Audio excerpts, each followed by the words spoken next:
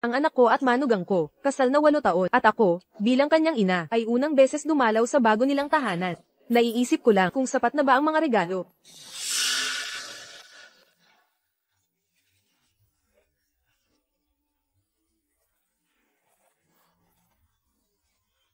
Kaya ikaw si Lydia Lane. Hindi ko inaasahan ang asawa ni Arthur Sterling na maging isang matandang babae. Ang babaeng ito, akala niya ako'y aking manugang. Tingnan mong mabuti, ito ay 3 milyong dolyar. Kunin mo ang pera at umalis kung alam mo ang paras at lumayo ka kay Arthur Sterling. Hindi ba ito ang aking card? Paano mo nagawa yun? Arthur Sterling, ginamit mo ang pera ko para sa kabit. Gusto kong malaman kung ano ang ginagawa niya.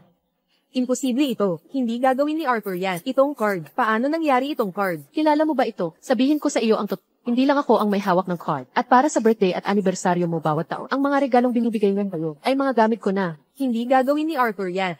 May nararamdaman siya para sa akin. Nararamdaman? Nakakatawa. Ako ang mahal niya. Kung hindi dahil sa'yo, 8 taon na ang nakalipas. Iniligtas siya sa aksidente noon. Akala mo ba papakasalan ka niya? Ang magiging lady ng Sterling Manor ay ako lang, Vivian Vance. Arthur Sterling. Ang kodigo ng pamilyang Sterling sa pag-alaga sa asawa ay ganap mo nang nalimutan. Ikaw, ginagawa ito.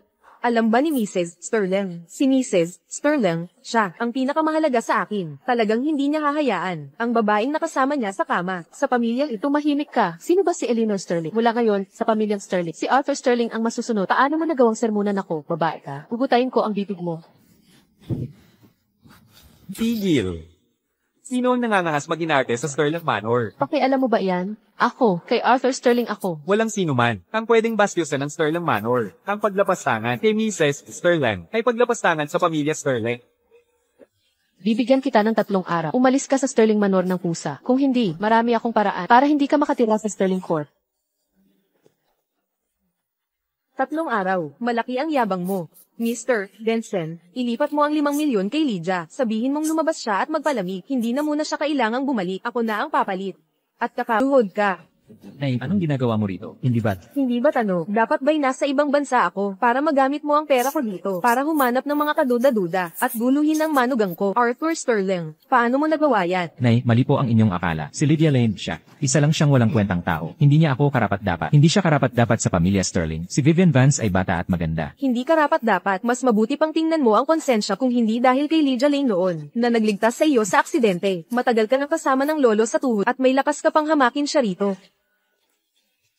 Makinig ka sa akin ng mabuti. Si Lydia Lane ay ang legal na manugang ng aming pamilyang Sterling. Iniligtas ka niya at nagkasakit sa puso dahil dyan. Ganito mo ba siya tratuhin? Nay, si Vivian Vance ay mas mabuti pa ng 100 beses. Si Lydia Lane ay parang tabla lang. Walang sigla siya palagi. Kapag kasama ko siya, halos nasakal ako. Masaya ako kay Vivian. Naiintindihan niya ako. Huwag mo siyang pagalitan. Naiintindihan ka. Ang wallet ng Sterling family mo. Ibig mong sabihin, ano ang unang tuntunin ng Sterling family? Mahalin ang asawa, protektahan ang pamilya. Pero ikaw, kasama mo ang kabit mo sa kama, at hinahayaan mo yung mahal mo na nandito para hamakin ang legal mong asawa. Lubos mong pinahiya ang Sterling family. Naku, Nay. Huwag kang nako, Nay, sa akin. Sasabihin ko ito ngayon. Si Lydia Lane ang manugang na kinikilala ko. Palagi siyang may lugar sa pamilyang Sterling. Kung maglakas ka muli na makipag-ugnay, Ginoong Benson, hugasan mo ang kotse. Arthur, ang kulit mo. Lahat ito ay dahil napakaakit-akit mo.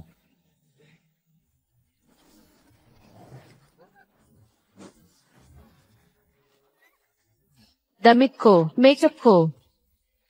Sino ang lampa at hangal na yon? Ginang Sterling ang nag-utos. Kotse ni Ginoong Sterling. Nahugasan ng lubusan. Ginoong Sterling, pakiusap. Ikaw. Sinadya mo iyan. Ikaw. Binibining Vance.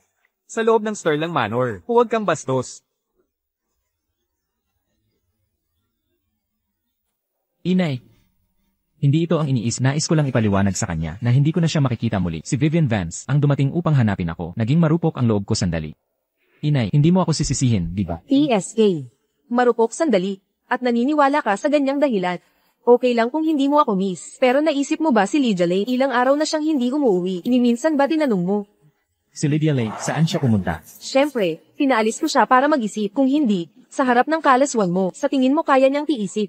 Arthur Sterling, huwag mong kalimutan, nung malubha kang naaksidente, sino ang nagbantay sa'yo ng 7 araw? Sino ang nagpatakbo ng kumpanya at pinaayos ang Sterling Corporation? Si Lydia Lane ang kasama mo, sa pinakamahirap na 8 taon. Mas hindi ba yun mas mahalaga kaysa kay Vivian Vance? Inay, lahat yan ay nakaraan na. Kung hindi niya ako iniligtas noon, hindi ko siya pakakasalan. Responsibilidad lang ang nararamdaman ko. Pero iba si Vivian. Si Vivian, siya. Siya ang nagpapasaya sa akin. Ako.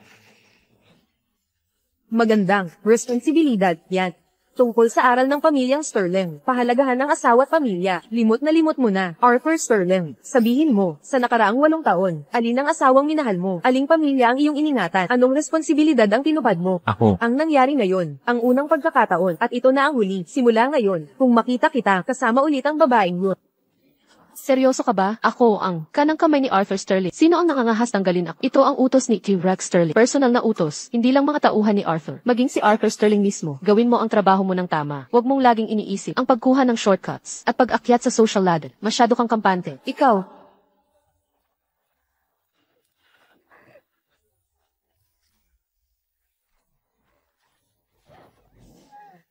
Ginang Sterling.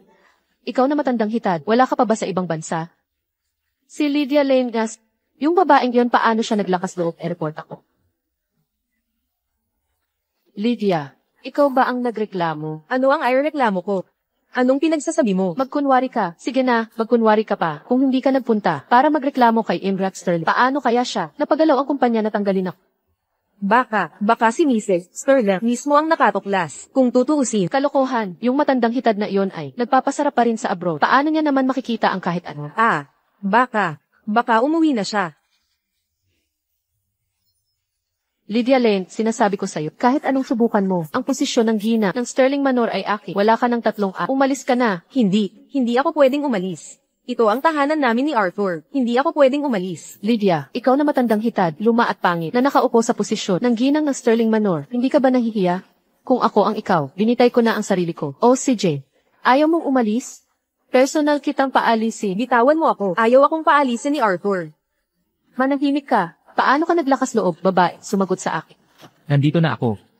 Sakto ang dahil ayaw mong umalis sa pamilya Sterling ng pusa. Ipapakita ko sa iyo kung sino talaga ang pinili ni Arthur Sterling. Vivian. Arthur, mahal ko. Masakit na masakit ako. Anong nangyari dito? Arthur, mahal ko. Kasalanan ko lahat. Hindi ko alam kung paano ko. Nasaktan si King Rex Sterling, pero pagkakita niya sa akin, sinampal ako. Ano ba talaga ang nangyari? Kahit ayaw mo sa kanya, hindi ka dapat gumamit ng dahas, di ba? Ano man ang mangyari, si Vivian ay sekretarya ko pa rin, mababang uri ang kilos mo. Arthur Sterling, hindi mo man lang tinanong at basta na lang pinaniwalaan mo siya. Kung malalaman ito ni Lydia, baka hindi na niya kaya. Naging ganito na si Vivian. Ano pa ang gusto mong itanong ko? Kung gayon, tingnan natin ang CCTV. Sino ang nauna at sino ang nag-arte? Malalaman agad sa isang tingit. Hayaan na, Arthur, mahal ko. Kasalanan ko lahat. Rex Sterling, alam kong ayaw. Ginoong Benson. Opo, Ginang Sterling. Ipagbigay alam kay Ginoong Miller. Gusto ko, sa pinakamaikling panahon, makuha mula kay Arthur Sterling lahat ng ari-arian niya at mabawi lahat at magpadala ng tap para isama si Lydia. Ipapaalam ba natin kay Binibining Lane ang nangyari nitong mga nakaraang araw? Nagkasala ang pamilyang Sterling sa kanya dahil si Arthur Sterling ay kay Vivian Vance lang. Ako, si Eleanor Sterling, ay tutuperin ko. Papatalsikin ko silang dalawa sa Sterling Court sa araw ng family banquet. Personal kong ipapahayag na si Lydia Lane ay ang kinikilala ko, si Eleanor Sterling, bilang nag-iisang tagapagmana ng Sterling Court. Ayos ka lang ba, Vivian? Huwag kang matakot. Habang nandito ako, tignan natin kung sino ang mananakit sa'yo. Mula ngayon, kasama mo ako 24 paghahatid ito. Kung may magkalat ulit ng chismis, wala akong awa. Pero Arthur, mahal, kung magsumbong si Lydia kay Ginang Sterling, at magalit si Ginang Sterling, hindi ba siya talagang pipigil sa pagbalik mo sa Sterling? Paano mangyayari yon? Ako ang nag-iisang anak niya. At saka, naayos ko na ang lahat. Sa family banquet sa ilang araw. Ang tagapagmana ng Sterling Court, ako na talaga yon. Nasa lahi na ito. Ito ang Sterling Family Brooch. Simbolo ng Lady ng Sterling Manor. Sa araw ng family banquet, hihiwalayan ko si Lydia Lane at hayagang sasabihin na ikaw, Vivian Vance, ang babaeng gusto kong pakasalan. Pero Ginang Sterling, Kung siya'y manghihimasok, wala akong pakialam kung mapaalis sila ni Lydia Lane sa Sterling.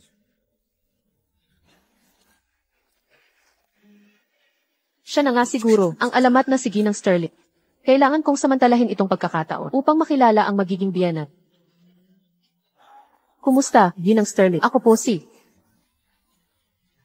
Paano naging ikaw? Lydia Lane, napakatap-tanging upuan ito na Rex Sterling ang pwedeng umupo. Anong tingin mo sa sarili mo? Bumaba ka riyan ngayon, Dit. Ikaw. Matandang duwag ka. Tingnan mo lang, paalisin kita. Kakaiba. Hindi ba dapat siya umiiyak at nakikiusap sa akin? Na huwag kong gawin ito. Anong palabas ito? Sabihin ko sa... Si Arthur mahal ko, ipapahayag ngayon. Sa public na ako, si Vivian Vance, ang kanyang napiling asawa, kung alam mo lang kung ano ang dapat mong gawin. Sige na, layas. Talaga ba? Pero tila nagkamali ka sa isang bagay. Hindi ko kailangan ang pagkilala ni Arthur Sterling. Dahil hindi ako ang hindi makakaalis sa kanya, kundi si Arthur Sterling ang hindi makakaalis sa akin. Nakakatawa. Si Arthur mahal ko ay anak ni Rex Sterling. Nag-iisang anak, lahat ng nasa Sterling family sa hinaharap ay mapupunta sa kanya. Ano pa ang hindi iiwan? Matandang babae ka. Miss Vance, mag-ingat ka sa pananalita sa harap ni Mrs. Sterling. Rex Sterling, babae. Tingnan mong mabuti. Ito ang Sterling family brooch. Tanging ang lady ng Sterling Manor ang pwedeng mag-south nito. Simula ngayon, sa bahay na ito, hindi pwedeng tawagin Rex Sterling. Ako. Kayo. Paano ito posip? Ikaw na babae, paano mo nagawang technique? Ang tanda ng lady ng Sterling Manor, hindi ka ba natatakot na si Rex Sterling ay papalagutin ka at tuluyan kang sirain? Ang Sterling family. Gusto kong makita kung sino ang mga akusa sa akin. Ikaw, panoorin mo kung paano ko babaliin ang bibig. Vivian, tigil. Ano ibig mong sabihin? Tingnan mabuti. Ako ang nakabugbog sa kanya. Ikaw, Arthur, hindi ko alam ang mali ko. Pagkakita pa lang niya sa brotse, sinuntok niya ako. Sinabi rin niyang basta't nandito siya. Huwag ko raw isiping pumasok sa Sterling Manor. Dahil nakita mo na, wala akong itinatago. Ang brotse na to, ibinigay ko kay Vivian. Gusto ko lang sabihin sa'yo. Gusto ko ng diborsyo. Ang tanging gusto kong makasal ay si Vivian. Rosie lang yan. Marami niya ng pamilya Sterling. Pero ang lady ng Sterling Manor ay isa lang. Nasabi ko na, ang pakakasalan ko ay si Vivian. Ang malisyosong si Lydia Lane, ang masamang babae na yon. Tumigil ka. Bilang kerida, sinisiraan mo pa ang sarili mong asawa. Ikaw ba? Hindi ako nagkamali sa sinabi ko. Baka yung aksidente noon, talagang inimbento ni Lydia Lane. Kung hindi, bakit siya pa ang nakaligtas sa akin? Gusto lang niyang makapit sa pamilya Sterling. Tama na. Dahil nalinlang ka na ng babaeng ito at hindi mo na makilala ang tama at mali. Lumayas ka na sa Sterling Manor ngayon din. Kayo pareho. Lumabas kayo. Hindi pa tiyak kung sino ang aalis. Maghintay ka lang. Malapit nang ipahayag ng abogado na ako ang nag-iisang tagapagmana ng Sterling Fortune. Ang Sterling Corporation ay magiging akin din. Mas mabuti pang harapin mo ang katotohanan. Kung hindi, huwag mo akong sisihin sa pagtalikod sa ating ugnayan at pagpapaalis sa'yo. Tama, si Arthur ay bata pa at magaling. Ikaw na matanda, dapat ka nang tumira sa retirement. Lagi ka na lang nakakapit kay Arthur. Hindi ka ba nahihiya? Ikaw. Talaga kang lubos na hanggal. Pagkatapos ng lahat ng ito, hindi mo pa rin napagtanto na ako ang ina ni Arthur Sterling. Tapos ano, kahit pa ikaw si Rex Sterling, ang magpapatakbo sa pamilya Sterling sa hinaharap ay si Arthur. Matandang babae ka na walang pera at kapangyarihan. Anong karapatan mong kontrolin mo? Sige, kung gayon, sana makuha ninyo ang inyong nais. Tumigil ka sa walang kwenta at magsimula na tayo. Sino siya? Nasaan si Mr. Miller? Siyempre ang abogado ni Arthur. Na inimbita, payo ko sa iyo kung matalino ka. Lumuhod ka na agad at humingi ng paumanhin. Baka, maaari pa kitang bigyan na mas magandang retirement home para hindi ka mapunta sa lansangan. Ano sa tingin mo? Hindi na kailangan, Miss Vance. Mas mabuti pang mag-alala ka tungkol sa sarili mo. Tawagan mo agad si Mr. Miller. Opo. Ikaw. Ayos lang, magiging kampante lang siya sandali. Sa madaling panahon, lahat ay magiging akin na. Mrs. Sterling, masama ito. Naka-off ang telepono ni Mr. Miller. At wala rin siya sa law firm. Ano? Aanunsyo na ako, ang tagapagmana ng Sterling Fortune ay si Miss Lydia Lane.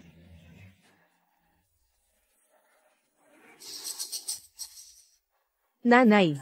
Impossible. Ako ang nag-iisang anak ng nanay ko. Baka binayaran ka ni Lydia, di ba? Tama, abogado. Magkano ang binayad sa iyo ni Lydia? Hindi ka ba matatakot na idemanda ka namin? Sterling, inaamin ko, binigyan mo nga ako ng malaking halaga. Ngunit naibalik ko na ito. Walang halagang pera.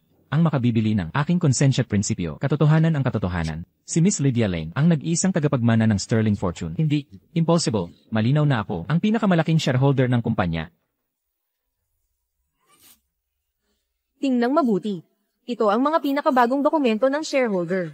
Ako, si Eleanor Sterling. Ako ang may hawak ng Sterling Corp. Pinakamalaking shareholder. Ang ilang shares na nasa iyo ay maliit na bahagi lang na aking ipinamahagi. Ang Sterling Corporation ay hindi kailanman naging sa iyo, Arthur Sterling. Dati man, hindi ngayon, at tiyak na hindi sa hinaharap. Kung gayon paano siya? Anong karapatan niya? Umaasa lang siya sa aksidente. 8 taon na ang nakalipas. Isang mapanlin lang sa pamilya Sterling. Anong karapatan niya? Magmana ng lahat sa pamilya Sterling. Tumahimik. Kahit ngayon, naninirang puri ka pa rin sa iyong tagapagligtas. May tao. Itapon ang dalawang ito. Mapapahiyang palabas dito. Lydia, maghintay ka lang. Hindi pa ito tapos. Nanay. Ang ilang tao. Magaling. Ang pagbibigay ng Sterling Corporation sa ay talagang tamang desisyon. Masama ito. Gusto ng board na tanggalin si Gimelo. Ano? Anong ginagawa mo rito? Inimbitahan ko siyang bumalik. Nakakuha ng report ang Board of Directors na ang tinatawag na Lydia Lane. Pagliligtas niya 8 taon na ang nakalipas. Ay aktwal na. Isang masusing planong scam para lang kumapit sa pamilyang Sterling. Tama, paano natin mapagkakatiwalaan ang isang tulad niya na mamahala sa Sterling Corporation? Kalokohan. Totoo ngang nailigtas ni Lydia si Arthur Sterling. Bukod pa riyan, ang kakayahan sa trabaho ni Lydia ay 100 beses na mas mahusay kay Arthur Sterling. Nanay, ako ang iyong anak. Paano mo para sa dayuhan na wala ng pakialam sa dapat unahin?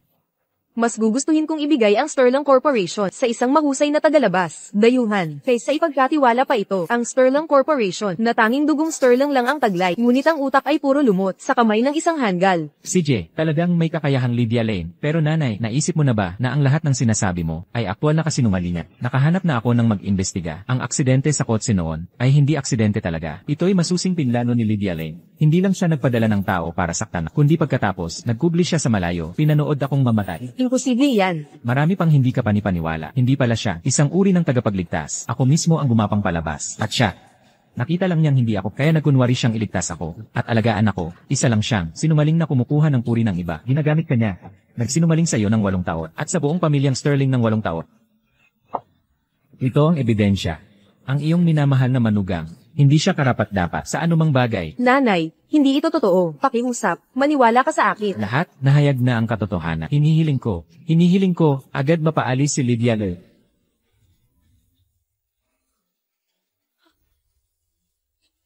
Peke, 8 taon. At ngayon sinasabi mong kasinungalingan pala. Kita mo, sabi ko na sa iyo, sinungaling siya.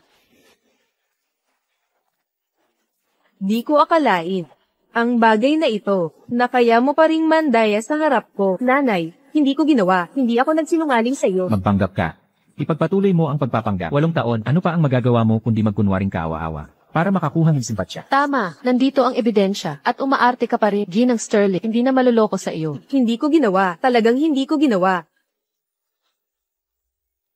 Ginang Sterling. Nasaan si Lydia? Kumusta ang Board of Directors? Matapos kang malagay sa coma, Binibining Lane ay inalis ng Board of Directors sa lahat ng kanyang posisyon. Siya ay pinaalis sa Sterling Corp. Ano? Naiintindihan ko. Maaari ka nang umalis.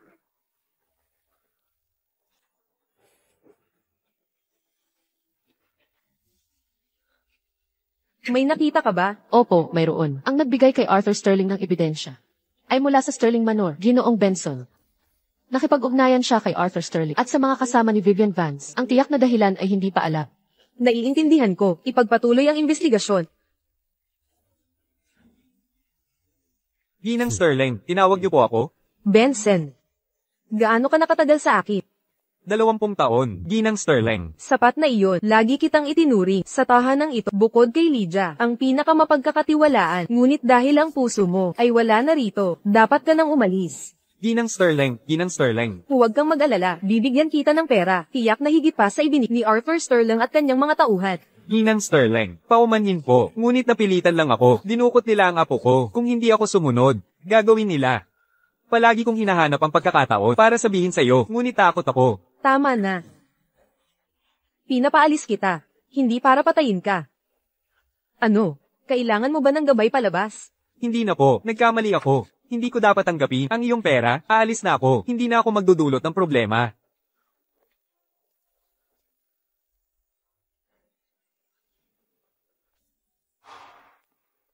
Ito ang lihim na kuha na nakunan ng apo ko noong siya ay dinukot. Sana magamit mo ito.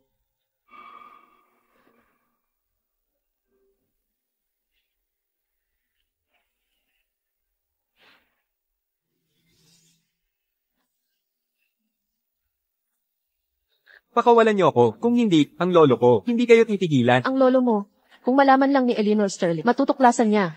Lydia, nagbanta sa akin. Kung hindi, Lydia, nagbanta ka sa akin.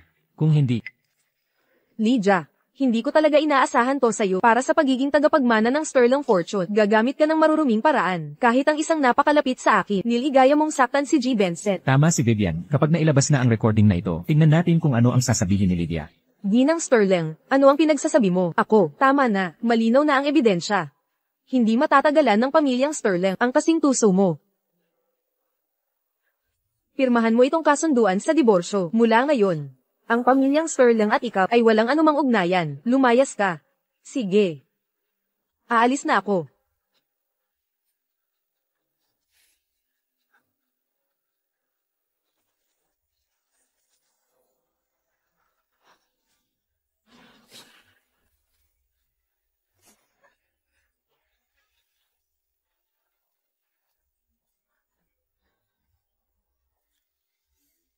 Yung malas, sa wakas ay nawala na. Mula ngayon, makakasama ko na ang aking Arthur. Siyempre, ako na ang babae ko ngayon. Ang pamilyang Sterling, sa wakas ay akin na kay Arthur Sterling.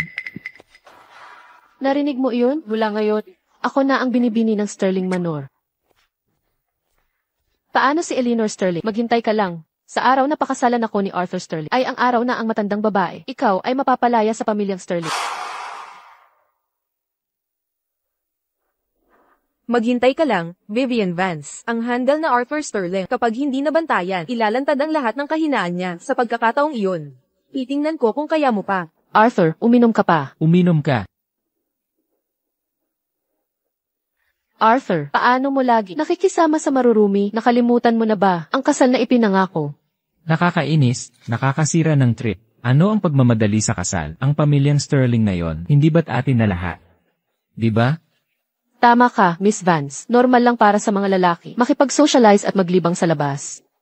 Lumayas kayo. Kayo na, lumabas kayo. Vivian Vance, ano ang ginagawa mo? Bahay ko ito. Kahit sinong gusto ko ay papasukin ko. Anong karapatan mong diktahan ako? Arthur Sterling, nakalimutan mo na ba kung paano? Nangako ka sa akin dati. Nakalimutan mo na ba kung sino ang nagpasali sa iyo? Gusto mo bang talikuran ako? Ngayong nakuha mo na ang gusto mo. Sige na, sige na.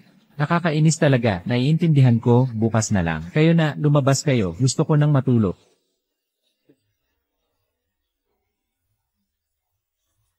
Arthur Sterling, pinipilit mo ako. Ang posisyon bilang lady ng Sterling Manor ay dapat akin. Kung wala kang sasabihin, umalis ka. Meron naman.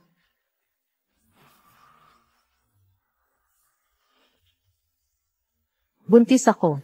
Talaga. Hay, iyan na.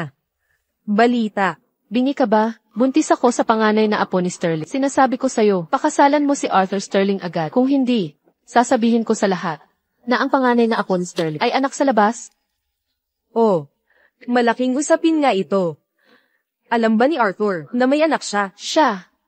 Siyempre alam niya. Tuwang-tuwa siya. Nabisi ang kumpanya nitong huli. Kaya hindi siya makapag-focus sa kasal. Pero, hindi na makapaghintay ang baby ko. Kayo si Kivrak Sterling. Apo, dapat may gawin kayo para sa kanya, di ba? Hindi niyo pwedeng hayaan na isilang siya't laitin ng lahat. Tama ka. Hindi dapat madungisan ang dugo ng Sterling. Ang reputasyon ng Sterling ay hindi dapat masira. Kaya pumapayag na kayo. Ang kasal. Huwag magmadali. Dahil dugo ng Sterling, natural na kailangang kilalanin ng pamilya. Paano kung ganito? Para maiwasan ang chismis sa hinaharap, magsagawa muna tayo ng paternity test. Paternity test? Ano ang ibig mong sabihin dyan? Nilalait mo ako. Ano? Natatakot ka ba? Ako. Ano ang dapat kong katakutan? Sige na nga. HMM. Pero, paano kung ang panganay na apo ni Sterling ay mapahamak? Kivrak Sterling, kaya niyo bang panagutan ito? Huwag kang mag-alala. Makikipag-ugnayan ako sa pinakakilalang institusyon para sa'yo. Bukas alas 9 ng umaga, ako na mismo ang magdadala sa inyo. Bukas? Hindi ba masyadong maaga ang bukas? Hindi ako okay. Kung hindi ka okay, umuwi ka't magpahinga. Aalis tayo ng eksakto alas 9 bukas. Ang panganay na apo ni Sterling ay hindi maaaring maantala.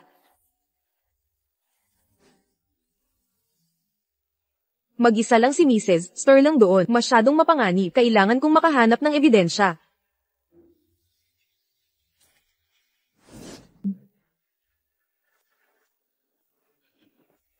Rex Sterling, masakit ang tiyan ko. Kailangan kong magbanyo.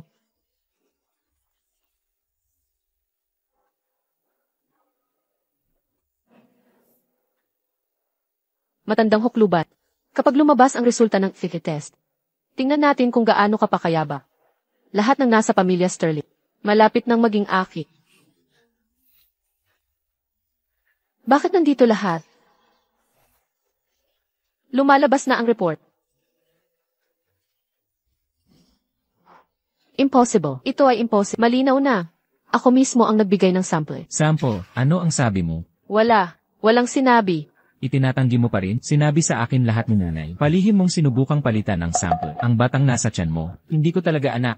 Sabihin mo, kaninong anak sa labas? Nagsisinungaling siya. Ang anak mo ito. Ikaw. Tama na, ako na ang magsasalita. Ang batang ito, totoong hindi anak sa labas. Pero totoo rin. Hindi ito sa iyo, Arthur Sterling. Ano? Dahil si Vivian Vance, hindi pala talaga siya buntis. Ikaw. Sabihin mo, ang buntis ba, gumamit ng sanitary pad? Ikaw. Ikaw pala. Siguro ikaw yan, matandang huklubat. Palihim mong sinuhulan ang ospital at naglagay ka ng sanitary pad. Arthur, kailangan mo akong paniwalaan. May sasabihin ako sa iyo, si Vivian Vance, para mabuntis. Nagdroga siya para makipagtalik sa kasamaang palad. Labis ang kanyang ginamit, nasira ang iyong katawan. Malamang hindi ka na makakapag. Gawin yan ng matagal pa. Ano, Vivian Vance, para lang umanga, dinrug mo ako. Mas malala ka pa kay Lydia Lane. Hindi 1,000 beses mas malisyosa ka sa kanya. Umalis ka, ngayon na. Arthur, pakiusap, huwag mo akong paalisin. Lahat ng ginawa ko dahil mahal na mahal kita. Arthur, pakiusap, isang pagkakataon pa. Mga gwardiya, itapon ng babaeng ito at lahat ng gamit niya. Palabas dito. Doktor. Nakadaan ka sa maraming pagsubok kamakailan. Nauunawaan ko na kung hindi ako umalis. Ako ang magiging target nila, at hindi mo na ako mapoprotektahan. Lydia Lane, anong ginagawa mo rito? Siyempre, dapat nandito siya. Siya ang tagapagmana na pinili ko para sa pamilyang Sterling. Maaari kang umalis, pero hindi siya aalis. Tama, sinadya ni nanay na isipin mong pinaalis ako para mas madali para sa akin na imbestigahan ang katotohanan sa aksidente noon. Arthur Sterling. Ang taong nagmamaneho para sa iyo noon ay malayong pinsan ni Vivian Vance, si Jack. Noong taon, si Vivian Vance, para makapag-asawa ng mayaman, umudyok kay Jack na magdulot ng aksidente. Pero 8 taon na ang nakalipas. Isa pa siyang mahirap na estudyanteng tinutulungan ko. Kahit pa may aksidente, wala akong balak na pakasalan siya. Eksakto, kaya pala ang plano niya talaga ay patayin ka sa pagbangga. Gagamitin ang lungkot ni nanay sa pagkawala ng anak at magpapanggap bilang batang inampun mo noon. Makakapasok siya sa pamilyang Sterling. Hindi lang niya inaasahan na, nang mangyari ang aksidente, malapit lang ako, Lydia, noon, para iligtas ka. Nasalanta ng mga piraso mula sa pagsabog ng kotse at nasaktan ang kanyang puso. Halos mamatay na siya. Ang araw na dumating si Vivian Vance para udyukan siya, ay noong kasalukuyang nagpapagaling pa si Lydia sa ikatlong operasyon sa puso. Iyon ang araw ng kanyang paglabas sa ospital. Ano sa tingin mo ang layunin niya? Ano? Si Vivian Vance, para manatili sa pamilyang Sterling. Matigas ang loob na nagnais makuha ang pag-ibig mo at maging ang lady ng Sterling Manor. Hayaan mong sabihin ko sa iyo ang iba pa. Sa panahong ito, habang ikaw ay naglilibang, si Lydia ang namamahala sa kumpanya para sa iyo. Kung hindi, iniisip mo, kusabang tumutubo ang pera, buong puso kang pinotektahan ni Lydia ng ganito, at nasaktan mo pa siya ng ganito. Isa akong halimaw. Patawad, Lydia, bulag ako, nagkamali ako, talaga kong nauunawaan ang pagkakamali ko. Hindi mo nauunawaan ang pagkakamali mo, takot ka lang harapin ang kapalit ng pag-amit. Nalinlang ako ni Vivian Vance. Dahil napakabuti mo, lagi kang mas mahusay sa akin sa lahat mula pagkabata. Natakot akong mas mahal ka ni nanay kaysa sa ako. Patawad, Lydia. Pakiusap, bumalik ka. Pangako, hindi ko hahayaang maranasan mo pa kahit kaunting mali. Nanay, tulungan mo ako. Sabihin mo kay Lydia na bumalik. Hindi ko kailangan sabihin mo iyan. Dadalihin ko si Lydia pabalik, pero hindi bilang asawa mo, asawa ni Arthur Sterling, kundi bilang tagapagmana ng pamilyang Sterling. Mula ngayon, inaampun ko si Lydia Lane bilang goddaughter ko. Ano? Nanay, pero... Tumahimik ka, Hanggal. Ikaw at ang Sterling family, malaki ang utang kay Lydia. Kung maglakas ka pa ng loob sabihin ang iba pa, hindi maganda, maaari ka na rin umalis. Nanay, bakit? Paano napunta sa babaeng iyon, Lydia Lane, ang lahat? Ang posisyon ng lady ng Sterling Manor ay akin. Ang pag-ibig ni Arthur Sterling ay akin. Lahat sa pamilyang Sterling ay akin. Ako. Bumalik na ang babae, si Lydia Lane, sa Sterling Manor. Humanap ka ng paraan para lubusan siyang sira. Hindi pa kayo nakarating kay Lydia. Nakapark ang kotse ni Lydia sa blind spot. Bukas ang tarangkahan, pero nawala na siya. Wala rin ang cellphone niya. Hanapin niyo siya. Kahit baligtarin niyo ang Veridia City, hanapin niyo si Lydia. Bilisan. Opo, sasama ako. Saan kayo pupunta para hanapin ang mahal mong Lydia Lane? Saan niyo dinala si Lydia? Mapapatay mo ako. Pagkatapos, hindi mo na makikita. Ang mahal mong Lydia Lane. Bitawan mo siya. Pabigkasin mo. Nasa akin si Lydia Lane. Anong gusto mo? Pakawalan mo siya ngayon. Gusto mo siyang iligtas? 50 milyong dolyar. Pagdating ng pera, sasabihin ko kung nasaan siya. Ikaw. Naubos na ang oras. Habang tumatagal ang pagkaantala, mas magiging kapanapanabik ang kapalaran ni Lydia Lane. Ito ay kidnapping. Hindi ba kayo takot na tawag kami sa pulis? Maglalakas loob ka ba? Hindi ba kayo takot malaman ng mga tauhan? Kaya mo bang harapin ang bunga? Heto ang 50 milyong dolyar. Bilisan mo, sabihin kung nasaan si Lydia. Narinig mo ba iyon? Ngayon, kumilos na. Masamang babae ka. Papatahimikin kita. Pakawalan mo ako. Papatahimikin ko siya. Patayin mo ako. Kahit patayin mo ako, di mo maililigtas si Lydia. Pigilan niyo siya. Anong ginagawa niyo? Siyempre, sa ngalan mo, papadalhan nila ng address. Nasa the West Side plant si Lydia. Bilisin. Ihanda ang mga sasakyan. Palibutan ito. Huli na. Kahit makarating kayo doon, patay na si Lydia Lane. Masyado kang matapang, kaya kitang durugin. Jack, nandito na ang pera. Pakawalan si Lydia. CJ, pero kailangan mo munang pakawalan si Vivian Vance. Sino ka? Mahusay. Nawalan ng alaala si Arthur Sterling. Arthur. Ako si Vivian Vance. Nasugatan ka habang sinusubukan akong iligtas. Nakalimutan mo na ba? Protektahan ka masamang tao. Ang babaeng iyon, si Lydia Lane. Nagsiselos siya dahil mahal mo ako. Nagplano siyang saktan ka. Nasugatan ka habang inililigtas ako. Naalala. Tingnan mo, ito rin ang ginawa ng dumukot. Masamang tao. Ang babaeng iyon, Arthur, kailangan mo akong paniwalaan. Ako ang tunay na umiibig sa iyo. Nakalimutan mo na ba? Nangako ka sa akin na ako ang magiging lady ng Sterling Manor. Vivian Vance, anong tapang mo't nagpakita ka ulit? Rock Sterling, nalinlang ka ng lubusan ni Lydia Lane. Siya ang nagplano laban sa atin. Anong kabalbalan ang sinasabi mo? Mga bantay. Paalisin siya dito. Tigil.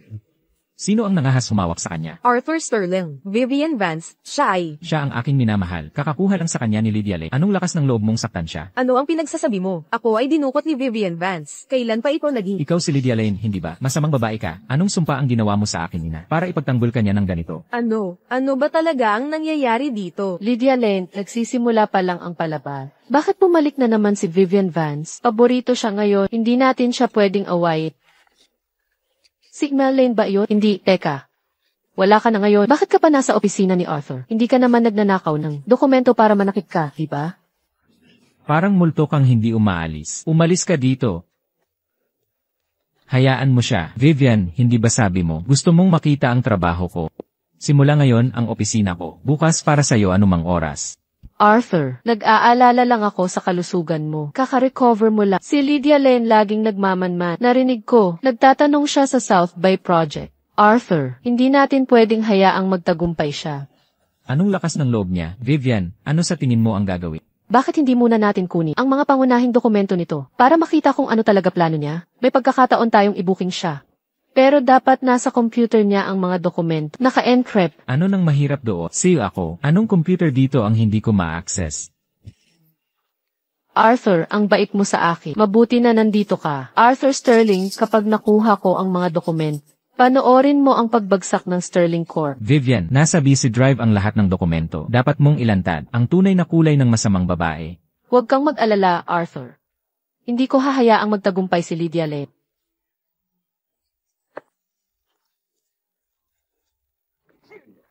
Peke ang mga file sa BSU Drive. Jack, matinding pandaraya ito. Peke lahat ang mga dokumento. Ang proyektong iyon ay malaking gastos lang. Namuhunan tayo ng 300 milyong dolyar noong una. At lahat iyon, nasayang lang. Malupit ang mamimili. Binugbog niya ang mga tauhan namin. At nagbanta na pagbayarin kami ng 10 beses. Kung hindi, ubusin niya tayo. Jack, tapos na tayo. Jack, hindi ko kasalanan. Talagang hindi ko kasalanan. Si Arthur Sterling iyon. Si Lydia Lane ang gumawa ng dokumento. Sila iyon, nagsabuatan sila para pagbintangan ta. Hindi mo kasalanan. Nagdusa ako ng matagal para sa'yo. At ngayon, nawala pa ang 300 milyong dolyar. Sinasabi mong hindi mo kasalanan. Papatayin na kita ngayon din. Kalma lang, Jack. Ano ang gusto mong mangyari? Maghintay na lang, ma'am. Jack, si Arthur Sterling yan. Si Arthur Sterling ang nagbigay ng peking papeles. Niloko ako ni Arthur Sterling. Kabalbalan, ano magagawa ng hangal na amnesia? Jack, nagpapanggap lang siyang amnesia. Ginagamit lang niya ako. Sige, sabi mo si Arthur Sterling ang may gawa. Ulitin mo ang sinabi mo. Ngayon, kapag nanloko ka, mapuputol league mo ngayon din. Tama. Si Arthur Sterling ang nag-utos sa akin. Galit siya sa nanay niya at kay Lydia Lane. Sadya niyang binigay ang peking papeles. Napilitan lang ako. Pinilit ako ni Arthur Sterling. Narinig mo yon? Ang tagapagmana ng Sterling nakipagsabuatan sa iba. Para sirain ang sariling negosyo, dinukot pa niya ang sariling asawa. At siya pa ang sinabitan. Kung kumalat ang recording na ito, ang buong kinabukasan ng iyong anak ay gugulin sa kulungan. Sige, ipadala mo ang lokasyon. Sa Westside Plant pa rin. Huwag kang magtatangka. Pumunta kang mag-isa. Kung may kasama kang dumating, agad ko itong ipapadala sa media. Sige, inay, masyadong delikado ito. Peking recording lang yan. Alam ko namang peke yan. Pero, hindi ba't ito? Sa tingin ko ay nanaginip ako. Ano ang napanaginipan mo, Arthur? Sumasakit na naman ang ulo mo. Sobrang sakit ng aking ulo, sa tingin ko. Arthur, hindi ba sinabi ng doktor, kailangan mong magpahinga? Huwag mo nang isipin yan. Tubig muna, okay?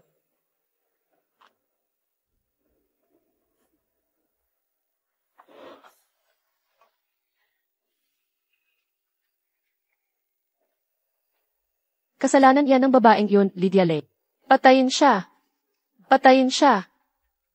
Patayin si Lydia Lane. Arthur, Vivian Vance, anong ginagawa mo rito? Lumayas ka sa paningin ko. Ginang Sterling. Si Jack, naaresto na. Vivian Vance, di ka makakatakas. Vivian Vance, sinubukan mo akong sakta. Papayuhin kita. Tumigil ka, Arthur Sterling. Nabaliw ka na ba? Si Lydia Lane yan. Arthur Sterling. Arthur Sterling, gumising ka. Lydia, doktor. Tawagin agad ang doktor. Kahanga-hanga. Talagang kahanga-hanga. Pinapanood kayong mag-ina at mag-asawa na nagkakagatan. Mas nakakaaliw pa ito kay Vivian Vance, tumahimik ka. Hindi pa tayo tapos. Vivian Vance, ikaw pala. Nilason mo ang tubig ko. Gusto mong mamatay ako. Arthur Sterling, napakarami mo ng gulo. Halika, suntukin mo ako.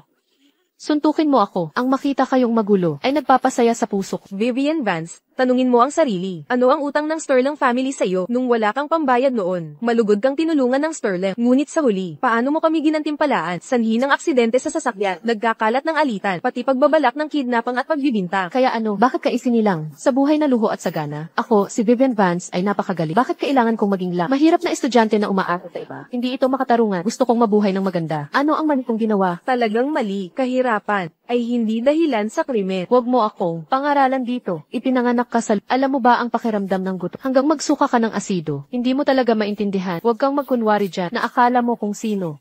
Nakakadiri. Sino nagsabi na hindi ako nakakaintindi? Dahil ako, tulad mo, ay mahirap ding estudyanteng tinulungan ng Sterling. Ang mga hirap na dinaanan ko ay baka kasintindi rin ng iyo. Paano iyon mangyayari? Ikaw at si Arthur Sterling ay magkasintahan noong bata pa. Paano ka naging mahirap na estudyante? Hindi kanya niloloko. Noong unang beses na nakita ko si Lydia, siya ay 8 taon lang. Nasa pampublikong banyo siya, natutulog sa sahig, at naghahalongkat ng basura para kumain. Ngunit noon, ikaw, kahit papaano ay may sarili kang bahay na tinitirhan. Impossible. May kumuha sa kanya para sumuko siya. Hindi maaari. Ayos lang, Lydia, lahat ay. Lydia, Labis siyang nagdusa. Doktor, kunin niyo ang buhay ko. Kunin niyo ang buhay ko kapalit niya. Sterling, gagawin namin lahat ng aming makakaya. Ngunit may hangganan ang medisina. The rest, Sterling, naubusan na tayo ng oras. Iligtas niyo siya. Gusto ko lang mabuhay siya. Inay, nagkamali ako. Talagang alam kong nagkamali ako. Ang tanga ko talaga. Tinalikuran ko ang perlas para pumulot ng ahas. Paulit-ulit ko siyang sinaktan. Hinamak ko siya. Nararapat lang na mamatay ako. Inay, hindi ko na ipaglalaban yan. Hindi ako karapat-dapat. Hindi karapat-dapat sa Sterling Fort. Isinusuko ko ang lahat ng karapatan sa mana ng pamilyang Sterling. Ibigay lahat iyon kay Lydia. Basta't siya'y ito ang tanging paraan ko upang makabawi sa aking kasalanan. Paano ko naisilang? Ang ganito Kateng ang anak, maraming paraan para makabawi. Pagka-discharge ni Lydia, mapatawad ka man niya o hindi, kailangan mo siyang tratuhin ng 1,000 beses. Karapatan sa mana, walang halaga yan. Iniutos ni Ginang Sterling sa akin na ipadala si Vivian Vance at magmadali sa ospital para hintayin ang utos. Hindi maganda kalagayan ni Binibining Lane. Kasalanan mo lahat, babae. Napakabuting tao ni Binibining Lane. Patay na si Lydia.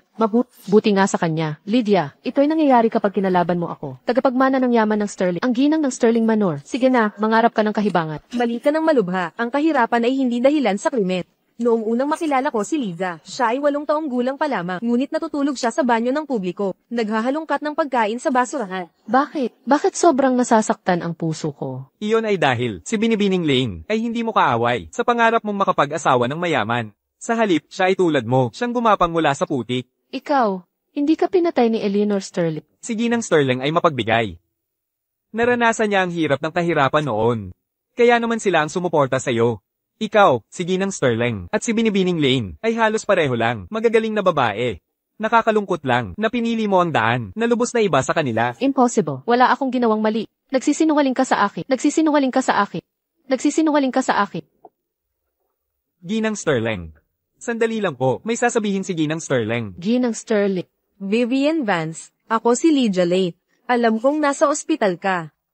Gusto kong sabihin sa iyo. Sa buhay, hindi masama ang magkamali. Ang masama ay, lalo pang nalululong. Hindi nagsisisi. Kung alam mong mali ka, kung mabigyan ng pagkakataon, saka, bumalik sa Sterling Manor magbayad kasalanan. Paumanhin. Lydia, taos puso akong humihingi ng tawad. Salamat. Salamat. Hihintayin kita sa Sterling Manor. Oh, si Ginoong Sterling, nagluluto na naman mag-isa. Nakabalik ka na. Tamang-tama sa hapunan. Sabi ko nga, Arthur, tiyo mo siya, pero mas maganda ang trato mo kaysa sa ama niya. Well, sa buhay na ito, hindi ko na makakamtan magkaanak. Taga-alaga na lang ako ng pamangkin at maranasan maging tatay, di ba? Tama ba, pamangkin? Binibining Lane, Ginoong Sterling. Serenity Orphanage, suportado ng Sterling, ay may 2 bagong voluntaryo. Sabi nila gusto kanilang makita. Papasukin mo sila. Sige.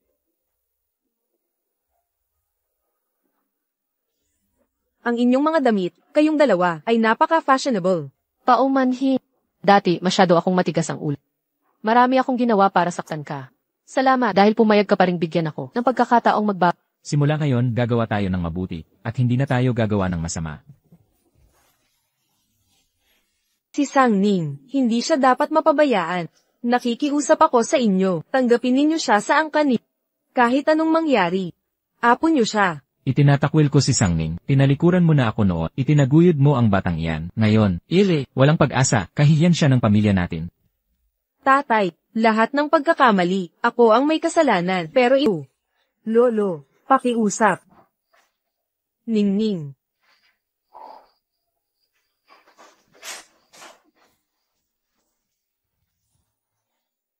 Nanay, kailangan ko nang umalis. Sa pilik pabigat lang ako, kapag wala na ako, saka ka lang makakalaya. Huwag kang mag-alala. Aalagan ko ang sarili ko, mga tauhan ni Lolo, nasa daan na. Nangako siyang gagaling ka. Nanay, kailangan mong gumaling kagad. Mahal na mahal ka ni Ningning. Ningning, Tia Empire. Itinayo ko ang imperyong ito. Bilang parangal, sa walang hanggang paghahanap, sa nawawala kong anak, si San Ning. Ngayon ay inihahayag ko, ang Sining Group, ay gagamit ng lahat ng paraan, para mahanap ang anak kong matagal nang nawala, San Ning. 50 milyon na prep ang igagawad sa sinumang magbibigay ng impormasyon. 50 milyon? Ang makakahanap sa kanya, ay maaaring humiling, ng kahit anong bagay, na kaya kong ibigay. Posisyong A. Grabe ito. Tutuperin ko, ang kahit anong hiling nila. CJ, kailangan ko siyang handa. Siyempre totoo yan. Kung hindi, bakit kita ililigtas, at patutuloyin pa? Kuya Haoxian, ang bait-bait mo sa akin. May iba ka bang bala? Pakita mo sa akin. Tiyak panalo tayo nito. Alaynan. May mga hindi pa tapos. Ganito gagawin ko. Mag-o-overtime ako sa linggo to para matapos lahat. Talagang espesyal si Ningning. At huwag mong, bago i-announce ang results, secret muna tayo. Huwag kang magsalita. Bakit, Kuya Haoxian? Nangako ka ng kasal. Nagsisinungaling kabla pa po, sir. Ito po ang embroidery design ng shoe brocade mill. Pakitingnan po.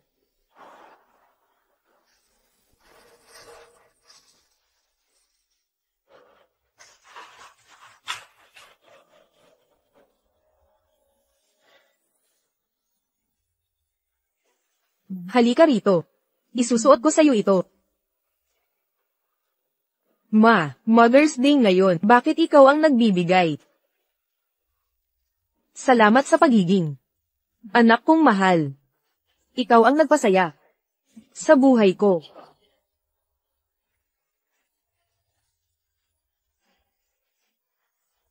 Parehong-pareho ang disenyo. Walang pagkakaiba. Baka naman, nanggagaya ba ang designer na ito? Hindi. Mga alaala ito, nung bata kami ni Ningning.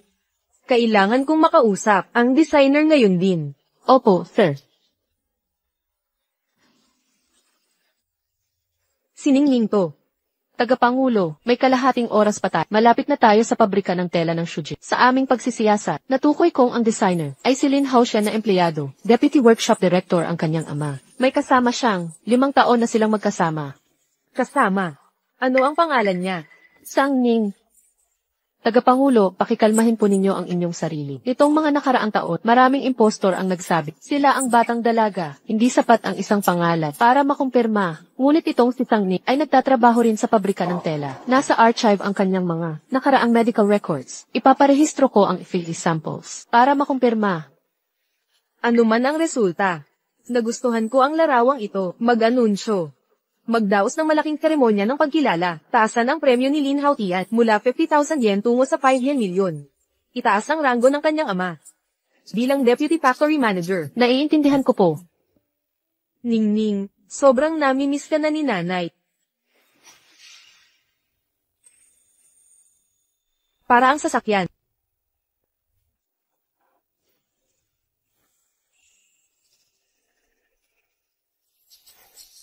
Ang larawang ito. Kumusta? Handa na ba ang aking larawan? Tapos na. Heto na. Magandang araw. Gusto mo rin bang magpalarawan? Hindi. Gusto kong bilhin ang larawang ito. Ito ho ba?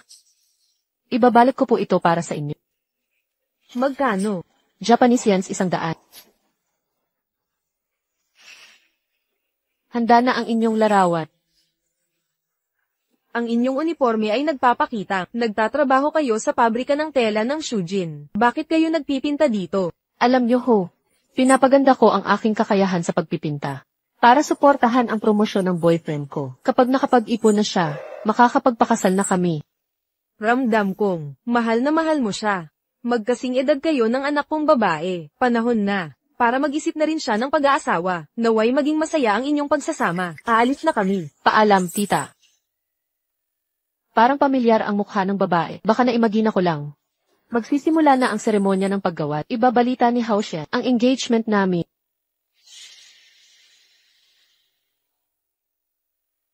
Ang laking pera. Kailangan kong isauli sa kanya. Miss na miss ka na ni Mama. Siningning pala to. Siya nga talaga. Bilisan mo, bumalik tayo sa pinagdadrawingan natin kanina.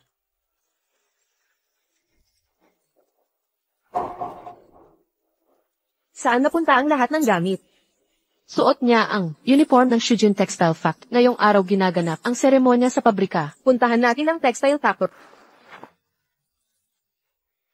Team Leader Lin, maligayang bati, ginawa ng headquarters ang lahat. Para sa seremonyang ito, patunay ito kung gaano nila pinapahalagahan. Ang iyong disenyong patek, sobra naman kayo, swerte lang. Huwag kang mahiya. Team Leader Lee, ang paggamit ng ganitong karangalan sa edad mo ay kahanga-hanga talaga. Ang anak ko ay pambihira na mula pagkabata. Ang kanyang isipan ay mas matalas kaysa karaniwan at hindi lang konting lamang. Tumpak, ang espesyal na proyektong ito ay simpleng pagsubok lang sa kanyang kakayahan. Pero kinilala ito ng headquarters. Walang hanggan ang kanyang kinabukasan. Siya si Lin Haoshen. Kasintahan niya. Pasensya na. Ito ang kanyang kasintahan. Eh di siya. Ang anak ko. Halika rito. Ang pogi ni Kuya Haoshen ngayon, talagang mahal niya ako. Sa seremonya ng paggawad, ianunsyo niya ang ating pag-iisang dibdib. Talaga. Mga kasama, ang pagtayo ko rito ngayon, ang pagtanggap ng karangalang ito, ay para sa isang napakahalagang tao. Kung wala ang kanyang walang sawang suporta, sa likod ng mga tanghal, wala sa ito ang mangyayari. Siya ang aking pinakamatibay na sandigan, at inspirasyon. Ang aking tagumpay, ay dahil sa kanyang suporta. Kaya sa sandaling ito, nais kong ipahaya ang aking pagmamahal at pasasalamat. Walang tigil na nagtrabaho si Ningni sa 5 taon para tulungan si Haotian. Gumuhit ng walang tigil at nagbenta ng sini sa mga kariton. Naging dalubhasa siya sa shoe embroidery para sa profesional na disenyo. Tama ba? Ningning, nagbunga ang pagsisikap 5 taon at nagtagumpay ka rin. Ngayon, hindi lang pasasalamat ang ibibigay, kundi magpapakasal na rin. Siya ang babaeng gusto kong makasama habang buhay. Ang babaeng ito ay si Miss Song Yanra. Ngayon, nakatayong hulugan nito. Baka naman, ang mga plano ay galing kay Ningning. Sino ka ba? Kailan malalaman ang resulta? 1 minuto, hinding higit. Bilisan mo.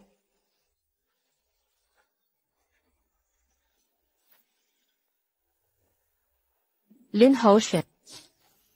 Ito pala ang tunay na ikaw. Nagising ka na ba sa sampal ko? Isang hamak na manggagawa, nakikiusap sa mga pira-piraso. Anong akala mo? Karapat-dapat ka kay Lin Haotiat, isang napakatalinong binata. Ikaw. Ikaw. Kahit ngayon, nangangahas ka pa, nasigawan ako. Sa tingin ko hindi mo, nauunawaan kung sino ka. Ikaw ang pinakamababa, isang hamak na manggagawa. Walang magulang, walang pera, walang kapangyarihan, mas masahol ka pa, sa isang kalye ng pusa. Ang tatay ko, ang direktor ng pabrika, at ang tiyo ko, mataas na ehekutibo ng Sining Group. Ang buhay ko, ay isang bagay na, pangarap mo lang. At si Haotian ko, hindi niya kailanman itinuring kang importante. CJ. Lin Haoshen. Kung ganito ka kasuklam sa akin, Eddie, ibalik mo ang aking disenyong patents. Disenyo mo. May sasabihin ako sa'yo, nang isumite ang disenyong ito. Pangalan ng nagsumite ay Lin Haotiat. Walang kinalaman ito. Sa'yo, Sang-Ni. Original kong disenyo ito. Pinaghusay ko ang aking tingin sa pagpipinta at nag-aral ng Sichuan embroidery ng ilang taon para likhain ang mga sketch na ito. May mga draft ako sa bahay na pwedeng dalhin bilang ebidensya. Mapapatunayan nito na sarili kong pananaliksik at disenyo. Alam ito ng lahat. Nagtatrabaho ka sa pabrika sa umaga. Nagtatrabaho bilang katulong sa pamilyang Lin sa gabi. Ang mga draft na yan, ninakaw mo yan sa kwarto ni Haotian. Tama, ako ang sasaksi. Si Sang-Ning, ang nagnakaw ng mga draft ng kapatid ko. Paninindigan ko ang sinabi ng anak ko. Kayong mga walang utang na loob, inatake ang kamay na nagpapakain. Darating ang karma sa inyong lahat. Sang-Ning, dahil iginagalang kita bilang mas nakatatanda, bilang team leader mo, pinakitunguhan kitang maayos. Pero paglapastangan sa pamilya ko, sobra na. Gusto mo ba ng parusa? Humingi ka ng tawad kay Haotian ngayon din, o ipapangako po. Pagsisisihan mo ito. Kayong dapat humingi ng tawad. Kayo ang dapat, Mga gwardya, Narito, ay pakulong niyo siya. naiintindihan. Higpitan ng pagkakahawak sa kamay niya. Ano ang ginagawa nyo? Huwag nyo akong hawakan.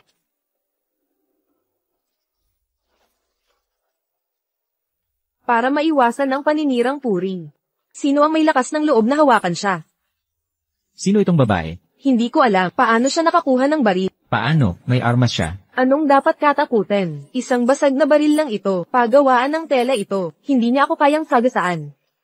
Anak, nasaktan ka ba? Tita, kayo po ba ito? Bakit kayo nandito? Anak, huli na ako dumating. Sobra na ang hirap mo. Hoy matandang bruha. Anong ginagawa mo? Huwag mo sabihin. Ipinagtatanggol mo ang ulila. Makinig ka bata, tumingin kang mabuti. Lahat ng nanakit sa iyo ngayon, magbabayad ng parusa. Nandito ako para sa kanya. Lahat kayo patay na. Sino itong mayabang na puta? Bakit niya iniwagayway ang baril? May importante ba siya? Walang ideya. Matandang hagod. Alam mo ba kung sino ako? Ama ko ang may-ari ng pagawaan. Ang tiyo ko ay vice-director ng sangay ng Sining Group sa Sanjang. Kapag hinawakan mo ako, ang vice-director, magpaparusa sa inyo. Ano, natatakot na? Hindi ka ililigtas ng kalawangin mong baril. Ang koneksyon ng pamilya ko, kayang wasakin kayo. Kung wala ang baril, mas masahol ang daranasin mo. Dahil, hinamon mo ako, sasali ako sa laro mo. Tingnan natin sino mauuna sumuko. Gusto ni Nitsong magkarera ng impluensya. Bigyan natin siya ng gusto niya. Tumawag ng backup. Gaga. Matandang bruha. Mamamatay ka ngayon. Tita, umalis ka na ngayon din. Hindi na sila mapigil ngayon. Ayokong madamay ka pa. Gusto mong umalis? Huli na. Nakialam ka kayanan. Tapos ka na. Ikaw si Lin Haotian, di ba? Ha? Mahal na mahal ka ni Sunny. Ibinalay ang buong puso. Tinawag mo siyang masamang babae. Ipinagkanulo mo siya. Iniwalat mo ang kahihiyan niya. Tinira mo pa ang mga kamay niya. Tao ka ba talaga? Isang walang kwenta. Walang hiya akong sinunggaban. Babaeng manliligaw. Hindi karapat-dapat sa awa. Nagsumikap siya araw-gabi para sa iyo. Laging nandyan para sa iyo. Tinapakan mo ang nagpailangit sa iyo. Walang utang na loob. Katulad niya, karapat-dapat maging matandang dalaga. Gusto mong pakasalan ko siya? Alam mo ba kung sino na ako ngayon? Nakatanggap ako ng pagpupuri mula sa Dragon Rice punong himpilan. Gusto niyo akong makuha. Hindi siya karapat-dapat. Tama na. Kung pinuri ka man ng Dragon Rice, alam ng lahat. Dahil kay Sunning, ibinigay niya ang mga design at mga patent niya. Oo. Ganyan talaga. Eksakto, tama ka. Talagang, ang disenyong ito, galing kay Sangin. E ano naman, Isang babaeng manliligaw, pagtanggap ko sa kanyang mga gamit, karangalan na para sa kanya. Naisip mo ba kailanman na lahat ng pag-aari mo ay maaagaw sa'yo anumang oras? Ano? Maagaw? Baliw ka ba? Puno na ng tubig ang Ang seremonya ng parangal ko ay aprobado ng punong tanggapan ng sining. Opisyal na utos ito. Lin Hautian, dahil hindi iyo ang patent ng disenyo, ang iyong promosyon at mga parangal ay mawawala na parang hamog. Puslit, biglang mawawala. Sa tono mo, I report mo ako, pero ngayon, hindi lang ako bida ng Lee, ako rin ay naging minamahal na manugang ng mga song. Hamon mo ako, sino ka ba? Maglakas loob kang sumalungat. Wala kang pagpapahalaga sa buhay mo. Makinig kang mabuti. Si Hautian ay aking napipisang mapapangasawa. Payo ko, huwag kang humamon ng kapahamakan, hindi lang sa Lingshui County, kundi sa buong Sanjiang City. Sino ang may lakas ng loob sumalungat sa mga song? Wala pang nabubuhay na makakagawa. Ginang, umalis na po kayo. Malakas ang impluensya ng mga hindi ako karapat-dapat sa sakripisyo. Tungkol sa patent, susulat ako sa punong tanggapan para linawin ang lahat. Anuman ang kaparusahan, ako ang mananagot. Walang hiya ka. Gusto mong magpakamatay. Maglakas loob kang sumulat sa HQ, papatayin kita ngayon dit. Binibining Song, ang galing ng pagmamalaki mo. Hayaan mong liwanagan kita. May 500 tauhan sa lugar na ito. Lahat sumusunod sa tatay ko. Ang salita ko dito ay katumbas ng utos ng hari, walang exemption, isang huling pagkakataon, lumuhod, magmano, at humingi ng tawad. Aminin mong nagkamali ka, at mapapanatili mo ang trabaho mo. Kung hindi, sa isang utos ko lang, ipapalayas kita. Narinig mo ba yun? Ang anak kong lalaki ay manugang ng angkan ng song. Kayong dalawang pasaway, naglakas loob magreklamo. Kapag nagsulat kayo, pupugutan ko kayo ng mga kamay. Walang awa. Mga modelong mamamayang tulad ninyo, kahit 10,000 petisyon, walang mangyayari. Hindi ako naniniwala na makokontrol ninyo ang mundo. Hindi ka naniniwala. Ipapakita ko sa'yo ang binibini kong ito. Magpapatanggal sa'yo agad. Sa isang salita ko lang, sa buong Sanjiang Province. Wala nang tatanggap sa'yo kahit saang sulok. Mapipilitan kayong magpalimos ng lubusang dukha. Sangning, nang nagkakandara pa ka sa lansangat, may mataas na lagnat. Pagkatapos gumaling, nawala lahat ng alaala mo, walang koneksyon, walang pinag-aralan. Kung painitin mo si Yanran, pagpapalimos ang kapalaran mo, lumuhod ka na at humingi ng awa. Yan ang pinakamatalinong desisyon. Lin Hautian, ikaw ang dapat lumuhod. Lilinuin ko. Malapit ka nang umiyak, at humingi ng kapatawaran. Kakakantutin mo, gusto mong ang nobyo kong si Song Yanran ay lumuhod sa batang to. Sige. Pag namatay ang batang to, dadalhin ko si Hautian, magpapausok sa puntod niya. Ikaw, kasama ka riyan, kahit sino pa ang tatay mo o ang tiyuhin mo. Kung maglakas loob silang pumunta. Halo. Oh, halo, Katulong Su. Director Song, ang galing ng pagpapalaki ninyo sa anak. Pumunta na sa seremonya ng paggawat. Ngayon na. Agad. Si Katulong Su mismo ang tumawag sa akin. Baka nandito na, ang chairman sa pabrika. Sige na, sige, Katulong Su, pupunta na ako ngayon din.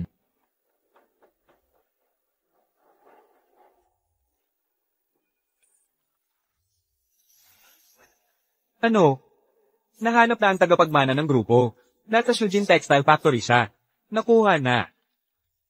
Anong kapal ng mukha mo? Inaasahan mo talaga magpapatira pa ang tatay at tiyuhin ko para humingi ng tawad. Sige, mabuti. Ikaw ang unang tao nang ahas na kamanin ako, mga gwardya. Opo, baliin ang braso at itapon siya. Anong ginagawa ninyo? Kung may problema kayo, sa akin ninyo idaan. Huwag kang mag-alala. Hindi ka makakatakas dito. Anong tinitingnan ninyo? Hulihin sila. Sino ang manggahas gumalaw? Kapag may hinawakan kayo sa amin ni Sangni, pagsisisihan ninyo. Tatay. Tatay, nandito ka pala. Tiyo Lin. Anak, di ba ito ang parangal mo? Anong nangyayari dito? Tiyo, kasalanan ito ni Sangning na palaging nakabuntot. Ayaw niyang tigilan si Hautiat. Tinira niya ang parangal ni Hautiat at ang pag-amin niya sa akin. Sino bang may alam kung saan niya? Nakuha tong babaeng baliw na to. Gusto pa niyang humingi ako ng tawad at pati kahit ay papaluhudan para magmakaawa. Ano? Walang utang na loob, sobra ka na. Nakangahas kang gumulo dito. Bakit hindi mo muna tanungin ang anak kung anong ginawa niya kay Sangning? Siya ay isang huli lang walang magulang. Kung hindi sinagip ng anak ko siya, patay na sana siya. Ayon sa kasabihan, ang buhay na iniligtas ay utang na walang katumbas. Ano man ang gawin ng anak ko sa kanya, ay tama lang. At ikaw, gaano ka? Kakangahas na magsermon sa akin. Sino ka ba? Alam mo ba kung nasaan ka? Gaya ng ama, gay ang anak. Ang ugali ng anak ay galing sa amang hindi makatuwad gaya mo. Matapang mong bruha, anong karapatan mong husgahan ako? Tignan natin kung gaano katigas ang bibig mo ngayon. Mga gwardya, bunutin ang mga ngipin niya. Huwag niyong galawin siya. Pagkatapos niya, Ayos ka lang ba? Ho. Okay lang ako. Tagapangulo, nakahanda na ang lahat. Sa loob ng 10 minuto, buong pabrika ay gagalaw na. Mabuti. Huwag mong alalahanin ang sampat. Babawian natin ng 10 ibayo mamaya. aba. Sino ngayon ang babayaran? Ikaw ay magdudulog sa lupa, sasampalin ang sarili hanggang hihingi ng tawad kay Sangni. Hinahamon mo pa ako. Anong ginagawa niyo dyan? Hulihin sila. Sigil, Isang araw lang. Nangahas ka ng hamon sa akin. Tatay, ang matandang ito ay may baril kanina pa. Mag-ingat tayo. Ano nang ikakatakot? Sa liwanag ng araw, maraming saksi, hindi siya mag-ahas pumatay. Kahit 10 buhay pa, hindi niya gagawa. Na hindi marunong rumispeto. Xiao Yu. Ayos ka lang. Okay lang ako. Ngayon, paalisin namin si Tangning. Tignan natin kung sinong may lakas ng loob. Ipagtanggol mo siya. HMP. Kahit anong sabihin mo, hindi ko hahayaang. Malapit ka kay Sangni. Xiao Yu, nakalimutan mo na ba? Nasa ospital pa ang anak mo. Pag wala ang siguro ng pabrika, kayang bayaran ang gamutan niya. Natanggal sa trabaho ang asawa mo. Ngayon buong pamilya mo, nakaasa na lang sa sahod mo. Kung mawalan ka ng trabaho, tignan natin kung mamahalin ka pa niya. At ikaw, malapit nang magkolehiyo. Ang anak mong babae, di ba? Isang salita lang mula sa akin, tatanggal ka sa trabaho, wala kang pang tuition niya. May iwan siyang magpakapagod ng walang hanggan. At sa iba pa, sino pa ang kakampi sa basurang ito? Sangning, tignan mo ang sarili mo, walang kwenta. Pabigat sa lahat, kung ako sa'yo, mamamatay na lang ako. Lin Guangli, ito ay sa pagitan natin. Diretsuhin mo ako. Huwag mong idamay sila. Kung kasali man sila, Ling Wangli, isang hamak na. Tagapamahala ka lang ng workshop. Pangahas ka. Magtanggal ng marami sa amit. Eksakto. Anong karapatan mo? tama, nasaan ang direktor ng workshop? Lumipas na ang panahong iyon. Dilat ang mga mata mo, at tignang mabuti. Alam mo ba kung ano ito? Liham ng paghirang bilang vice-direktor ng pabrika. Direktang inilabas ng mga otoridad panlalawigan, may tatak opisyal ng Sining Group. Simula ngayon, ako na ang bagong Vice Director ng Shujin Textile Factory. Hindi ito totoo. Tay, naging vice-director ka? Umaangat na tayo. Ikaw, paano ka naging vice-direktor? Yang walang utang na loob na sangin, ayusin ko siya ngayon, at sinumang magtanggol sa kanya ay pananagutan. Hindi, kahang papalisin mo ako ngayon. Hindi ako manonood. Sa pang-aapi mo kay Sanji. Tama. Kayong mga walang utang na loob, kayo ang may gawa nito. Mula sa sandaling ito, lahat kayo ay tanggal na. Ipunin ang gamit at lumayas na kayo. Hindi ako alis. Tutol ako. Lin Guangli, anong karapatan mong tanggalin sila? Ang mga trabahador na ito ay mga hamak na manggagawa lang bilang vice-director. Karapatan kong tanggalin silang lahat. Habang nandito ako, hindi ka makakagalaw. Kahit isa sa kanila, huwag kang magdiwang agad. Yang posisyong vice-director mo. Imulat ang mga mata, tignang mabuti. Ito ang opisyal na liham ng paghirang. Mula sa Sining Group, sino ka ba? Pangahas mong hamakin ang Sining Group. Sabi ko na nga ba? Ang posisyon mong deputy director ay wala ng saysay. Walang galang ka. Sinira mo ang dokumentong pang-probinsya. Wakas mo na. Lin Guangli, hindi lang titulo ang mawawala sa'yo. Pati kasalukuyang posisyon mo'y aalisin. Ha?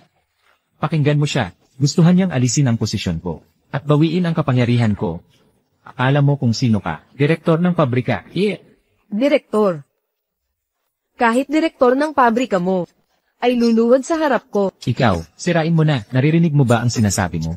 Ginang. Pangahas mong babaan ang ranggo ko at lapastanganin ang direktor. Hindi ka makakalabat ng buhay sa pabrikang ito. Anong ginagawa mo? Anong nangyayari dito? Huwag kang mag-alala, bata. Manood kang mabuti. Hindi ko inaasahan. Nasa ilalim ng Dragon Rice Group. Isang maliit na pabrika ng tela ay maaaring maging pugad ng korupsyon. Ngayon lilinisin ko ang karumihang ito ng tuluyan. Baliw, sa mundong ito, ang kapangyarihan ng lahat, ang koneksyon ang naghahari. Sino ka sa akala mo? Lin Guangli, malalaman mo rin. At itong mga inabusong manggagawa na binyuli mo ay makakamit din ang kanilang hustisya. Aayusin ko agad. Hustisya. Paano mo nagagawang maangas? Ang kapal ng mukha mo, mga gwardiya. Sir, dadalo ang chairman sa seremonya. Kung mapapahangan natin siya, ang karera ko ay tataas ng husto. Nandito na si Manager Song. Si Manager Song ang magdedesisyon. Ano ang ibig sabihin nito? Tay, bakit ka nandito? Pumunta ako para salubungin ang ating na bisita. VIP. Tutu, ito ay isang tao na may labis na impluensya. Makinig ng mabuti. Walang pagkakamali sa seremonya ngayong araw. Relax.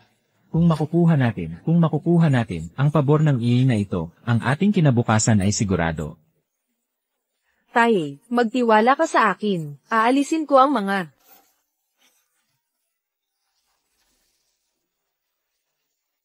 Luko-luko, nasaan na yung kayabangan mo kanina? Pinapaluhod mo ang direktor. Babaliin ko ngipin mo. Narinig mo yan, Song Junbin. Akala mo ang lakas-lakas bilang direktor, ha? Ikaw, Tatay, anong nangyayari, tatay? kasuklam-suklam, pinagagalit mo ang tagapangulo. Patay ka, bumaba ka. Itay. Tatay, anong ginagawa po? Wala na. Wasak na tayong lahat. Ano nang nangyayari? Hindi ko alam. Lin Guangli, nakita mo lahat. Tutupad ako sa pangako, ikaw ang susunod. Baliw na babae. Bago dumating ang puno, nanggugulo ka pa. Tignan mo kung gaano siya nagalit, mga gwardya. Hatakin nyo at baliin mga binti. Papaluhurin nyo sa pagsisisi, gago. Tumigil ka dyan. Director, ano na problema mo? Tingnan mo ang gulo, nag-aaway sila. Takang bulat. Alam mo ba kung sino ang tinuturo mong patpat? Director. Siraulo lang yan. Director, hindi po, Director. Nakakahawa siyang. Asong ulol, Director. Lumabas ka na. Bulag ka ba? Mga siraulo ang pamilya nyo. Hindi mo ba alam na sa isang salita niya, magwawakas ang angkan ng mga lim. Director, mali yan sigurado. Itong baliw na, di makakapinsala sa amin. May sira sa pag-iisip. Kanina nagwawala siyang magbibigay ng malaking handog sa mga manggagawang to.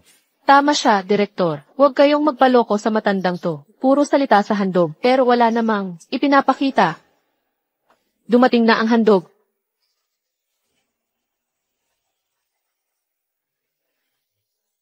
Hindi totoo yan. Pwede bang siyang baliw na yun ay naghanda para sa mga hampas lupang to? Nakakaasar. Ano bang kayang ibigay niya sa mga ito? Malamang basurang. Bagay lang yan. Eksakto. Mga tanga, alam nyo ba kung sino ang inapi nyo? Alam nyo ba ang estado niya? Ang pamilya ninyong Lin. Tatay, nagkakamali ka siguro. Siraulo lang iyon. Anong klaseng estado mayroon siya? Kapag iniharap niya ang kanyang regalo, maiintindihan mo. Siya'y walang iba kundi basura lamang. Array. Walang utang na loob. Sarhan mo nga ang bibig mo. Yamang kayong mga tao. Ayaw tumigil hanggat di nakikita ang kabao. Gagawin ko na ang hiling ninyo. Ako'y lagi nagbabayad ng kabutihan at hinanakit. Una, babalikan ko ang kabutihan. Saka aayusin ang mga utang. Ikaw ay baliw, ang laki ng mga salita. Tignan natin kung paano mo babalikan ang kabutihan at maghihiganti. Ito ay VIP ward ng Sining Group. VIP ward ng Sining Group Hospital. Lahat ng gastusin ng anak mo, sagot na ng Sining Group hanggang siya'y gumali. Salamat. Maraming salamat po. Ano? Ospital ng Sining Group. Ito ang pinakamahusay na ospital sa bansa. Ang mga pasyente nila ay pawang mayayamang pamilya. Kahit ordinaryong kwarto, 10,000 yen bawat araw. VIP ward. Nabalitaan ko 10,000 yen kada oras. Imposible. 10,000 kada oras. Magkano kung isang buwan? Ito, masyadong mahalaga. Hindi ko ito matatanggap. Karapat-dapat ka. Salamat sa inyong marangal na tulong. Walang problema. Tungkulin ko lang. Ito ay kontrata sa trabaho. Pagkatapos gumraduate ng anak mo, ipakita ang dokumentong ito para makapasok sa Sining Group. Bilang Executive Secretary sa sangay ng Sanjang City, $1,000,000 na sahod taonan. Ano? Bagong graduate na may milyon? Sa branch lang, Secretary ng CE, ang Sining Group, naghahawak ng mga industriya bilang oligopolyo sa ekonomiya. Sakop nila ang lahat ng sektor. Ang posisyong sekretarya ay makakapagbuo ng malawak na koneksyon. Pero ang anak ko, galing sa ordinaryong kolehiyo, paano niya haharapin ang $1,000,000 na sahod? Lubos akong nagpapasalamat. Pero huwag niyo na po, ang mabuting inang tulad mo ay tiyak na nagpalaki ng pambihirang anak. Salamat sa pagsuporta sa Sining. Para sa inyo ang Red Along ito.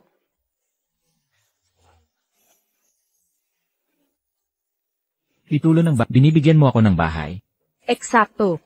Malapit sa Experimental Primary School. Pinakamahalagang property dito, 300 metro kwadrado. Tanggapin mo, kapag nawalan ka ng trabaho, may tirahan ka pa rin, di ka naaabutan ng init at ulan. 300 metro kwadrado. Katabi ng Experimental Primary School.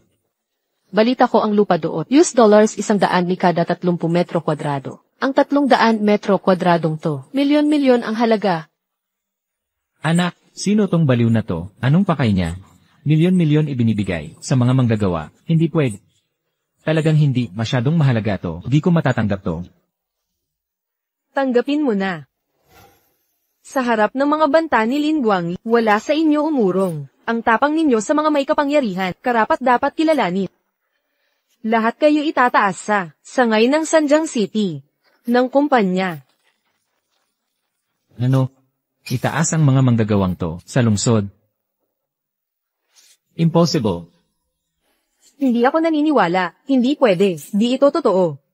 Ito pala, kontrata ng sangay ng Sanjiang. Galing talaga sa sangay ng Sanjiang. Kontrata sa trabaho. Paano to nangyari? Diyos ko. Dahil lang sa pagtatanggol sa katarungan, nagkaroon ng ganyang kapalaran. Bakit hindi ako nagkaroon ng ganitong pagkakataon?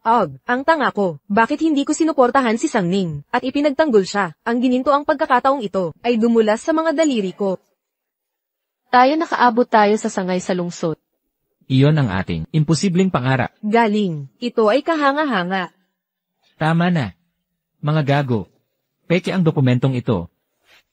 Nagpabayad si Sangning dahil iniwan ko siya. At nagbayad ng artista para sirain ang seremonya ng award ko. Ang babaeng ito ay hindi makakakuha ng kontrata ng sining group. Nagkakaisa kayong lahat laban sa amin. Ngayon, ikaw na baliw. At kayong mga maruming manggagawa. Well, at ikaw. Sangning, nadikit ng dikit, na hindi tinitigilan ang kapatid ko. Ngayon, babaliin ko. Ang lahat ng mga binti, lumuhod, at humingi ng tawad sa pamilya Lee. Pagbali ng mga binti at pagpapaluhod, akala mo, kaya mong kontrolin ang lahat.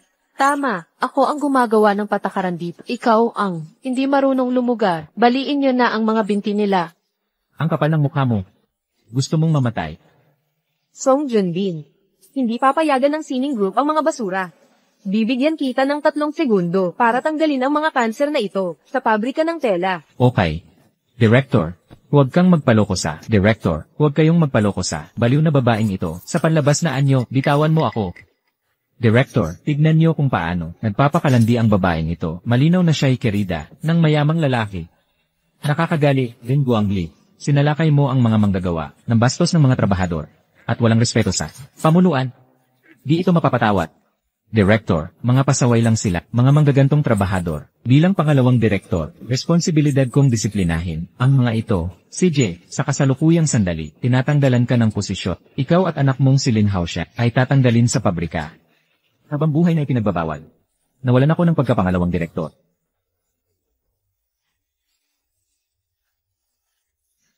Natanggal kami? Yan Ran, pakiusapan mo ang tatay mo. Nagdidisiplina lang naman. Kami ng mga hamak na trabahador. Bakit kami matatanggal? Tatay, mali po ang inyong akala. Bakit nyo kakampihan ang baliradong ito kaysa sa sarili nating pamilya? Tumahimik ka. Alam mo ba ang ginawa mo? Ano naman ang problema? Tinutulungan ko lang si Hautiat. Turuan ng leksyon ang baliw na yun. Walang utang na loob. Kung patuloy kang magsasabi ng kalokohang ito, isasangkot mo ang pamilya Song sa isang malalim na kapahamakan. Tatay, anong nangyari sa'yo? Paano ka natatakot sa loko-lokong ito? Daan-daang baliw na babae. Ang napapahiya ko taon-taon. Hindi ko sila pinapansin. Ako ka nagpapatuloy sa pagsisinungaling. Magmano ka agad. Humingi ka ng tawad sa kanya ngayon di. Akong luluhod sa kanya. Ang tuhod ko'y mas mahalaga pa kaysa buhay. Naiintindihan ko na, inakit mo ang tatay ko, mapanlin lang na bruha, pako ka humahamon sakin. Anong karapatan mo? Aminado ako, para sa nasa 40 anyos na, maganda pa rin ang katawan mo, kaya pala na humaling ang tatay. Walang utang na loob, hamak kang naninira dito, kapag pinagkalat mo pa to, wala nang makakapigil sa'yo. Makinig kang mabuti, Ale, mangkukulam man o, mangbablackmail ka, hindi ako magpapatalo. Tumahimik ka, lumuhod ka. Yan Ran. Ayos ka lang ba?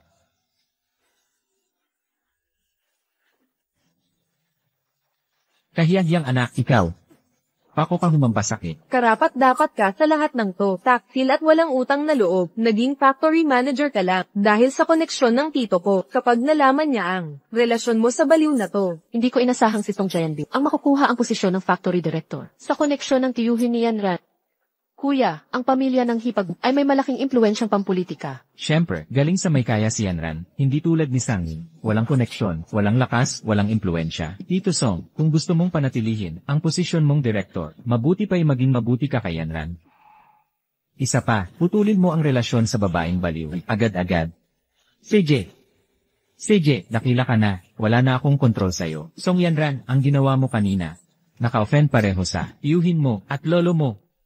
Katawa-tawa, ang tiyuhin ko ay pangalawang pinuno sa sangay ng sining group sa Sanjang. Makinig kayo, paparating na siya, anumang oras ngayon. Hindi lang ikaw, pati tong baliw na pinoprotektahan mo, magdudusarit. Gumagawa ka ng sarili mong libingan. Humihingi ako ng paumanhi, pakiusap patawarin mo ako, palalayasin ko sila agad. Hindi na kailangan, dahil darating ang tiyuhin niya. Ako mismo ang titingin kung gaano kalaki ang korupsyon, ang kayang itago ng isang maliit na sangay. Naiintindihan ko. Baliw na babae, makinig kang mabuti. Ang tagapagtanggol mong si Song Jianbin, hindi ako matatakot sa ang mumurahing regalo mo. Walang halaga. Sa pinakamabuti, niloloko lang ang mga tanga na walang karanasan. Manugang, ang galing mo. Baliw, tapos ka na. Ang mga alahas na ganito. Kaya kung ipamigay ng 100 set nang hindi kumikindat, ang kanang Song ang naghahari sa lipunan ng Sanjang. Ang baon ko pala, kayang wasakin ka. Ginang, ang tiyuhin niya ay deputy chief ng sining group Sanjiang. Lahat ng negosyo dito. Nagpapakumbaba sa mga alam kong may mabuting hangarin ka. Pero bilang negosyante, huwag mong isakripisyo ang sarili mo para sa akin. Anak, huwag kang mag-alala. Sa labanan ng yaman, wala siyang laban. Laban sa akin. Nauso ako kung gaano kalalim ang bulsa talaga ng mga Song. Hindi ako masisindek sa pera. Baliw na babae, tigilan mo ang kayabangan mo. Wala kang karapatan na mangutya sa aming pamilya. Ang dote ko pala, kayang ikamatay mo. Kung yan ay hindi ako matatakot, ano ngayon? Walang saysay ang pangambang ito. Kung may lakas ka ng loob, harapin mo ako sa laban. Kung wala kang maihahain, na Reg Along mas mahalaga, kaysa sa dote ko. Ikaw at Sangnin ay basura lamang. Babasagin ko mga hitat, gagapang kayo palayo sa tuhod. Sige. Kung matatalo ka, luluhod ka, sa harap ni Sangnin, at hihingi ng tawad. At ikaw, maiintindihan mong, na namiss mo, ang pagkakataong umangat sa isang iglap. Sinasabi mo ba mas mayaman ka kaysa kay Yanran? Kung wala si Song Jianbin, isang hampas lupa tulad mo, puro kayabangan lang alam. Tumigil na kayo sa yabak, sundin natin ang gusto mo, makikipagtagisan ako, aaminin mong talo ka ng kuta. Tita, huwag niyong tanggapin ang pustahan. Huwag kang mag-alala, anak, may handa rin akong regalo para sa'yo. Kung laban ang gusto nila, ipakita natin ang nakakamangha. Sige, kunin ang mga inihanda ko. Opo. Nagpapanggap ka pa, isang baliw na tulad mo, wala kang maipapagmalaki. Kung magpakita ka dudurugin ko lahat. Gagawang mangmang ka. Mga alipin, ilabas ang dote ko. Ang dote ni Song ay mga kayamanang walang katumbas. Inay, syempre naman, kahit isa sa mga ito ay papatayin sa gulat si Sangni at yang baliw. Masa kayong mga hampas lupa. Ngayon, ipapakita ko ang malaking agwat sa pagitan natin. Ang unang dote ay 1 million yuan na pera. 1 milyong yuan. Ano? 1 milyon? Di ko pa nakikita ng ganito karaming pera sa buong buhay ko. Tanging ang Song Hires ang makakapagbigay ng ganitong dote.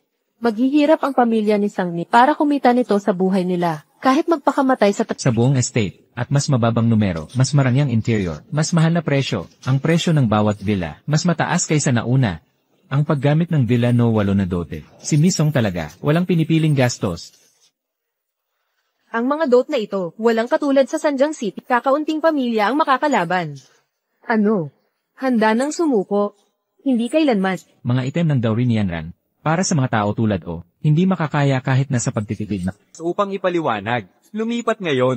Huwag hayaan ng iba na matalo sa amin dito. Ang aking kinabukasan ay nakasalalay dito. Maunawan. Papunta sa paliparan ngayon, lahat ng mga corporate elites. Dumating sa Guampi. Huwag mag-alala, Amay. Hahawakan ko ito. Maghintay. Bumalik. Ano ito? Oh no. Ang regalo mo. Buong araw kang tumatahol na parang aso. Ni anino ng iyong regalo'y wala akong nakita. Kung makakapagpakita ka ng Reg Along mas mahalaga kaysa dote ko, luluhod. Seremonyang 5 baita, Vista Heights Estate, Block 1. Palasyo ng taluktok ng ulap. Nagkakahalaga ng 1 bilyong yuan. Palasyo ng taluktok ng ulap.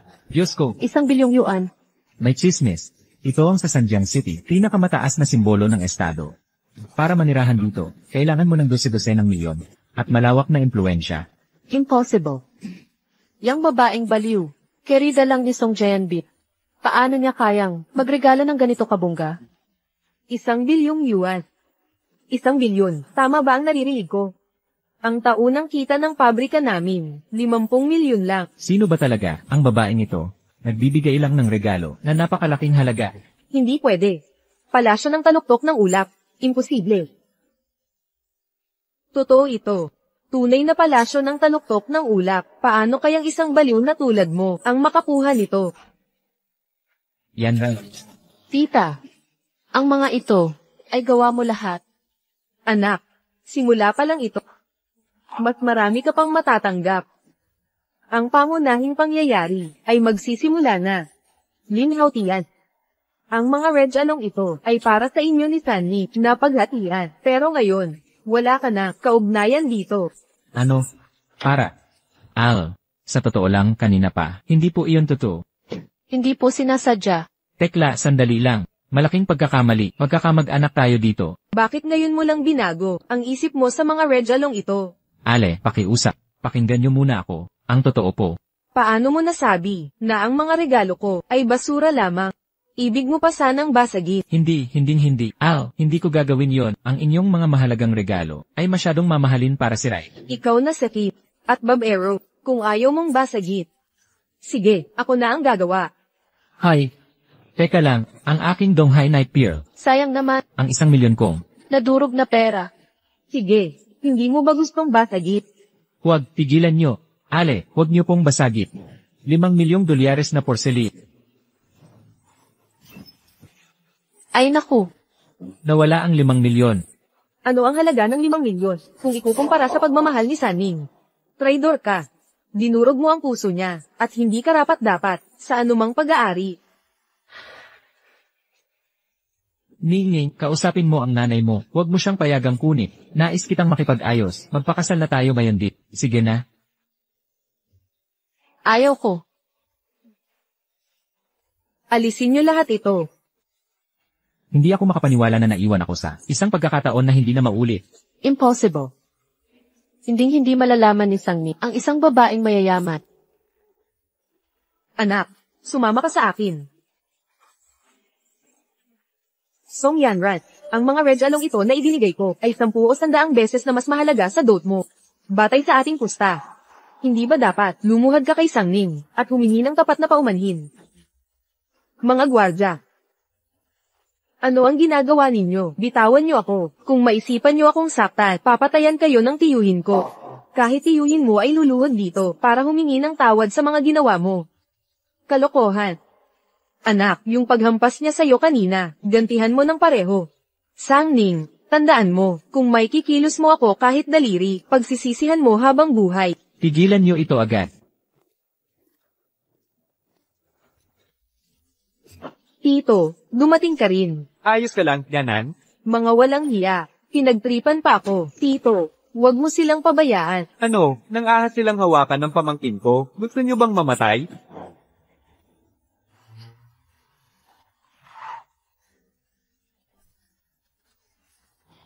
Huwag mag-alala. Ako na sa problemang ito. Siya ang nagpanukala ng pustahan. Natalo siya, dapat nang tuparin. Kalakalan mo yan. Kailan ako natalo? Lahat dito nakasaksi. Ang regalo ni tita, ang mas mahal talaga. Tama, nasaksihan namin. Oo, lahat kami. Ano tong paghihiyawan? Gusto niyo bang Song Yanat, walang may lakas na magsinungaling sa akin. Wala kang espesyal.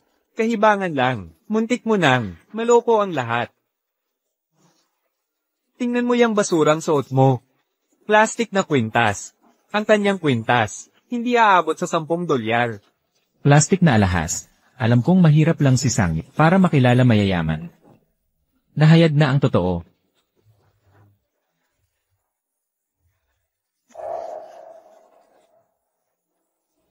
Nagustuhan mo ba, nanay? Ang kwintas na ito, bakit ganap nakahawig ito? Ng kwintas sa aking mga panaginip. Plastic na kwintas. Muntik na akong mapaniwala sa iyong mumurahing daya. Ibig sabihin nito, ang lahat ng Reg Along binigay mo ay peke pala. Ha ha ha. Peke ang kanyang mga regalo, kaya't nagmadali siya alisin ang mga ito. Takot na malantad. Kung nagpapanggap kang mayaman, magsuot ka naman ng totoong kwintas. Isang $10 na alahas. Sa bookstore mo ba ito nabili? Ha ha ha. Tingnan mo, ang kwintas na ito para sa pamangkin ko. Masdan mong mabuti, baliw. Ang kwintas na suot ko ay katumbas ng isang yaman. $1,000,000 na hiyas. Mga hampas lupang tulad mo ang nagdadamit ng plastic. Ang kwintas na ito ay higit na mahalaga kaysa sa tiyahin mong $1,000,000 na kwintas. Kahit 5,000,000 o 10,000,000 ay hindi katumbas ng halaga nito. Ha ha ha. Naririnig niyo ba to? Ayon sa siraulo, isang plastic na alahas ay walang halagang kayamanan. Nais kong malaman, paano mas hihigit ang aking $1,000,000 kaysa sa iyong walang kwentang plastic? Sapagkat ang kwintas na ito ay regalo ng anak ko, 5 taong gulang pa lamang, pinaghirapan niya ito. Ang kwintas na ito, 15 taon ng kasama ko. Walang alahas sa mundo ang makakatumbas sa halaga nito. Kaya pala, lahat ng panahon, galing pala sa anak. Kung basagin ko ito, masasaktan ka kaya? Anong kinakatakot ko? Isang mumurahing kwintas na $10. Nag-aalangan ka pa. Ha, EWWW. Binabalaan kita, pag nasira mo ito, bubwisitin ko ang buhay mo. Anong sinabi mo? Bubwisitin ang buhay ko. Sige. Nandito ang tiyo ko, bilang saksi, subukan mong hawakan ako. Kahudlurugan ko ito ngayon, anong magagawa mo? Paano mo ako mapipigilan? Delikado na. Ito ang ipinagbabawal na alahas ng chairman. Ipinagbabawal? Eksakto. Isang GC na nanghamak sa kwintas ng chairman, pangit at lumat, pinabagsak niya ang buong kumpanya nito. Lahat dahil minura. Ang kwintas, nawasak ang negosyo. Nabaon sa utak, nawala ng tahanan, naging pulubi, mas masahol pa sa daga. Sis, huwag kang magpalok. Si Song Yanran, hindi lang nang hamak sa alahas, sinubukan pa itong tapakan. Gusto niyang mamatay. Isang bulok na kadena lang, ang pamangkin ko, ang magtatapos sa kahihiyan mong ito. Magpresyo pa, bibilhin ko. Hindi mo kayang bayaran yan. Mas mahalaga ang kwintas na ito kaysa sa buong angkan ninyong soap. Ha, mga siraulo kayo, manghamak kayo sa angkan namin. Huling babala. Isolate mo ngayon, o jijibin ko ang angkan ninyo. Subukan mo, baliw, panoorin nyo. Dudurugin ko na ito, magpanggap ka pa, sige.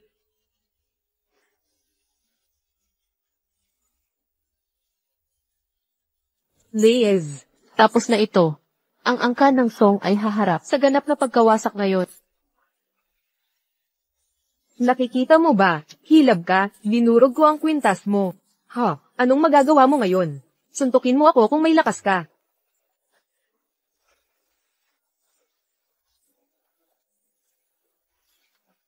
Ning-ning, paumanhit. Paumanhit.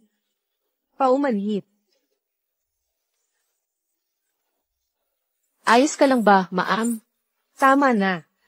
Magmadali kayong dalawa at lumuhad para humingi ng tawad. Kung hindi, babasagin ko mga binti nyo. Song Yanran. Patay ka na. Ang angkan ng Song ay babagsak ngayon. Tumawag ka na. Tawagan mo ngayon din. Opo. Makinig kayong lahat. Ngayon ang inaasahang pagbabalik ng chairman at anak niyang babae. Nandyan ang lahat ng mga VIP. Siguraduhin nyo na nakatutok ang mga mata at isip. Opo. Sige na. Hello, Assistant Shu. Ano? Opo. Sandali, tama ba ang narinig ko? Bago maghating gabi. Ibig sabihin, isang tawag lang. Makakapunta rito ang provincial head sa loob ng 10 minuto. Sino ka ba? Ha, ha, ha, ha. Tama na. Huwag kang magyabang. Ni hindi mo nga masabihan ng GM ng lungsod. Dumalo. Iba pa kayang tao. Nandito na si Ejayang. Diyos ko, ang GM ng lungsod. Dumating talaga sa tawag niya. Eksakto. Nakakatakot ang koneksyon ng babaeng to. Mawawasak na ba talaga ang angkansong ngayon? GM Jang, mabuting pagdating. May magandang balita raw dito. Dumako ako para batiin kayo. Batiin, ha? GM Jang, tungkol sa kasunduan ng pamangkin ko. Narinig mo na ba? Salamat sa paglaan ng oras mula sa abala mong schedule para dumalo sa kasal niya. Mamaya, sa isabayang kita ng pulutan. Ano? Kasunduan ng pamangkin mo? Oo, GM Jang. Sandali lang po. Aalisin ko na ito. Mga mananabutahe ngayon din. Palayasin sila. Maghanap agad ng venue. Magsaya na tayo.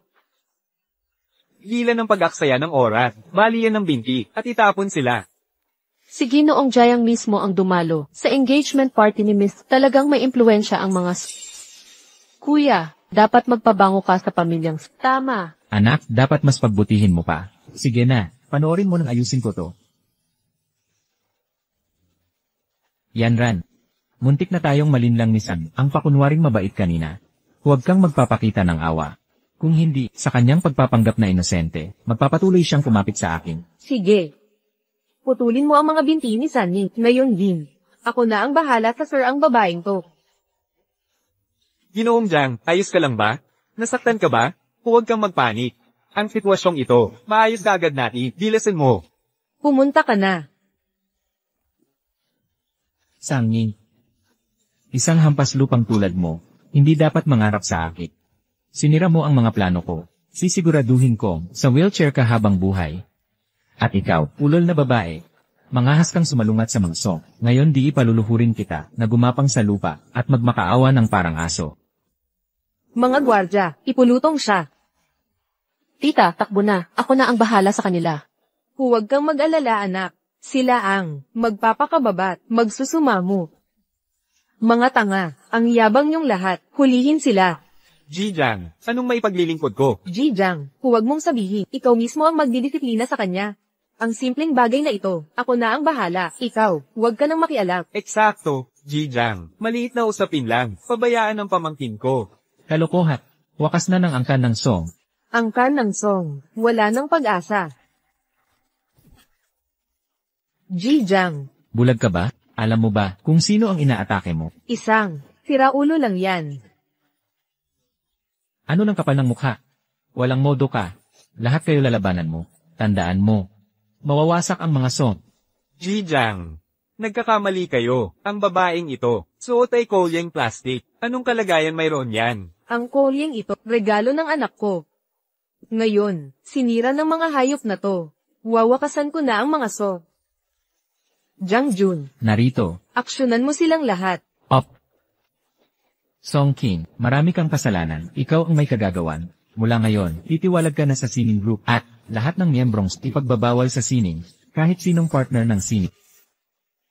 Ang angkansong ay wala ng pag-asa. Wala na tayong pag-asa. Tiyo, ano pong nangyari, Tiyo?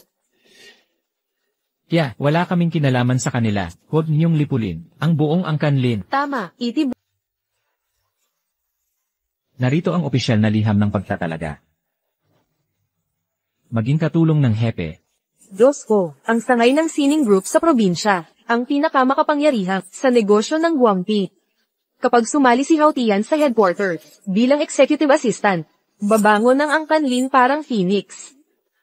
Ginoong Hao Tian, ang inyong pamilya ay magiging pinakatanyag na pamilya sa Guangpi. Ginoong Lin, hinihintay na masigi ng aking ama ang inyong pagsapi. Palagay ko nga pala, personal na naghanda ang ama ko ng 2 regalo. Una, isang pasadyang Mercedes-Benz na nagkakahalagang 1 milyong yuan. Pangalawa, villa sa tabing dagat sa kapital na nagkakahalagang 50 milyong yuan. Nakikiusap kami na tanggapin niyo. Batang Ginoong Wang, napakabait niyo. Anak, ang General Manager ng Provincial View ay nakapansin na sa iyo. Yung hamak na, City Branch Manager na. Blacklist ay wala ng... Tama. Napalitan na ang daloy. Ngayon, ako naman, ang ako sa baliw na ito. Ako sa akin. Maglakas loob ka. Ako na ngayon ang assistant ng Provincial View Manager. Akala mo mapoprotektahan ka ni Jaemjun? Tita, malalaking tao sa probinsya. May kapangyarihan at koneksyon. Huwag kang makialap sa gulo na ito para sa akin. Huwag kang mag-alala, anak. Ang kayabangan ni Lin Haotian. Binibini, ano ng kalokohan yang sinasabi mo? Si Ginoong Lin na ito ay direktang pinuri ng tagapangulo. Kung mapapaboran tayo sa kanya, tataas ang posisyon ng tatay ko. Sino ang mag-akala na may maglalakas loob sumalunga? Dumating na ang pagkakataon ko. Ang seremonyang ito at paghirang kay Yilin ay direktiba mula sa punong tanggapan.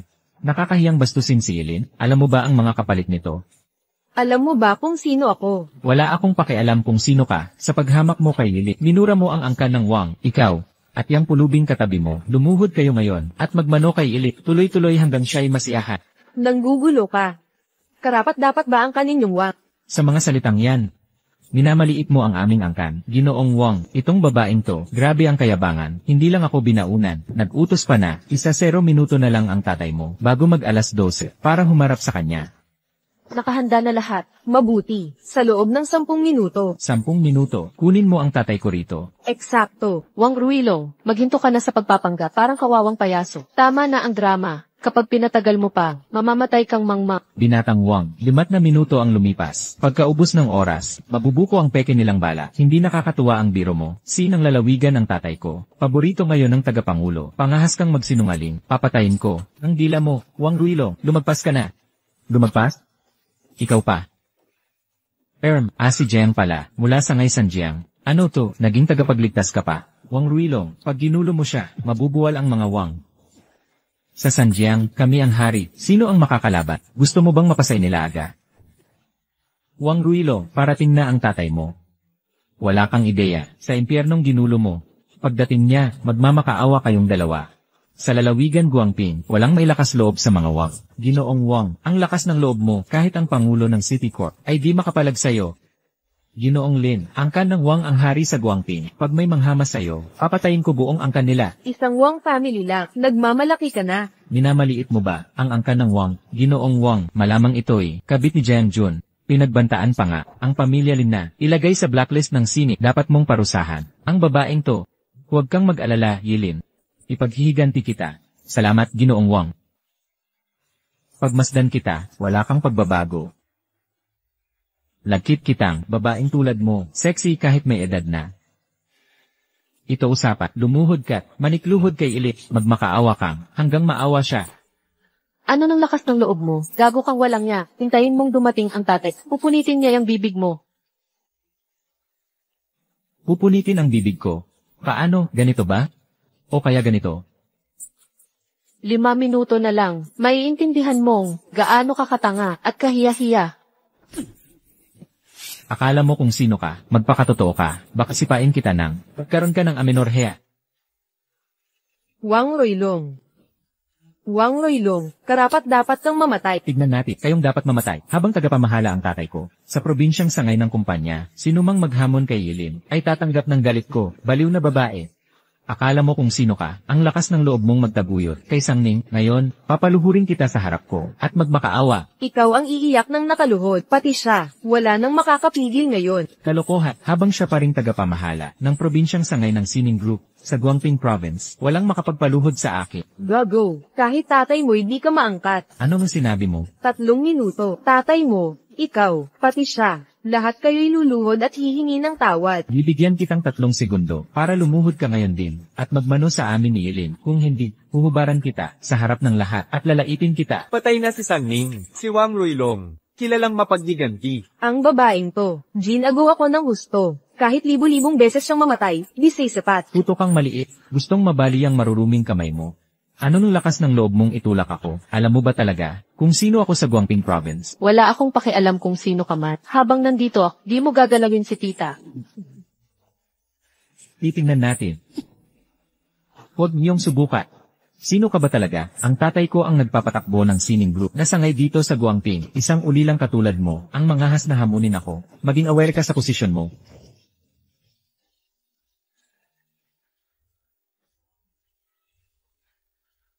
Dalawang minuto na lang. Nakarating ng gusto sa oras. Nasaktan ka ba, anak?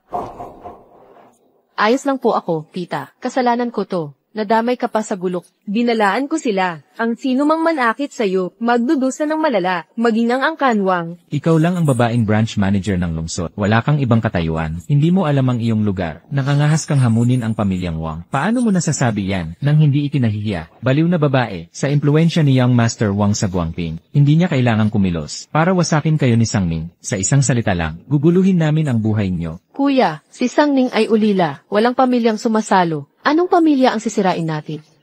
Tama, bugbugin natin siya hanggang mamatay. Para magkita-kita sila sa impyerno. Mabuting gawa pa ito. Lin Haotian, hindi ka pa rin natuto. Nakalimutan mo na ba? Nang nagmamakaawa ka sa akin. Putang ina mo, ang pamilyang Lin. May kakampi ng si Young Master Wang. Huwag kang mayabang. Ni hindi nga kayang protektahan ng mga Wang ang sarili nila. Nakukuha mong lapastanganin ang pamilyang Wang. Lilinawin ko. Ang pagdurog sa'yo, parang pagpisa lang sa langgam, isang babaeng katulad mo, pagkatapos kong paglaruat, ipapares kita sa pulubi, at ibebenta. Sa mga taong bundok, napakagandang plano. Sa 1 minuto, luluhod ka, at didilaan ang sapatos ko. Gusto mo mang dilaan ko, CJ? Gusto mo bang mamatay? Baliw na bruha ka. Hinampas mo ako. Ayos ka lang po, Ale. Okay lang ako. Huling pagkakataon mo, lumuhod ka na. Mag-sorry sa akin at kay Emmalyn. Sumama kang tahimik. Kung hindi, papatayin kita ngayon din. Huling babala, kung gusto mong manatili sa Dragon Rice Group, lumuhad at humingi ng tawad. Patay ka. Tulihin siya. Pubarin siya. Mga hayop kayo, ano nang ginagawa nyo? Sa liwanag ng araw, wala na bang batas? Malandi ka. Gusto mong mamatay. CJ, gagawin kong totoo. Bugbugin niyo siya. Suntukin siya, mas malakas pa. Magsialis kayo, Wang Changming. Dumating ka rito agad. 10 segundo o mas mababa, harapin mo ang parusa. Luko-luko. Ang galing mong umarte. Natitirang oras, 5, 4, 3, 2, 1, paso na ang oras. Nasaan siya? Nasaan ang tatay ko? Nagpapanggap. Sige na, itong binatang ito. Ang magwawaka sa inyo. Si Wang Changming, CEO ng Dragon Rice Group. Tatay, bakit ka nandito? Sining Group. Wang Changming, hepe ng Guangping Branch. Bumabati sa ating tagapangulo. Tatay, nagkakamali ka siguro. Sirain itong baliw na to. Siya ang tagapangulo. Wang Changming, ito ang anak na pinalaki, sinampal niya ako. Pinaluhod ako, ginawan ako ng kahihiyan. Lahat ng paraan ginawa niya. Ang lakas ng loob ng pamilya niyo.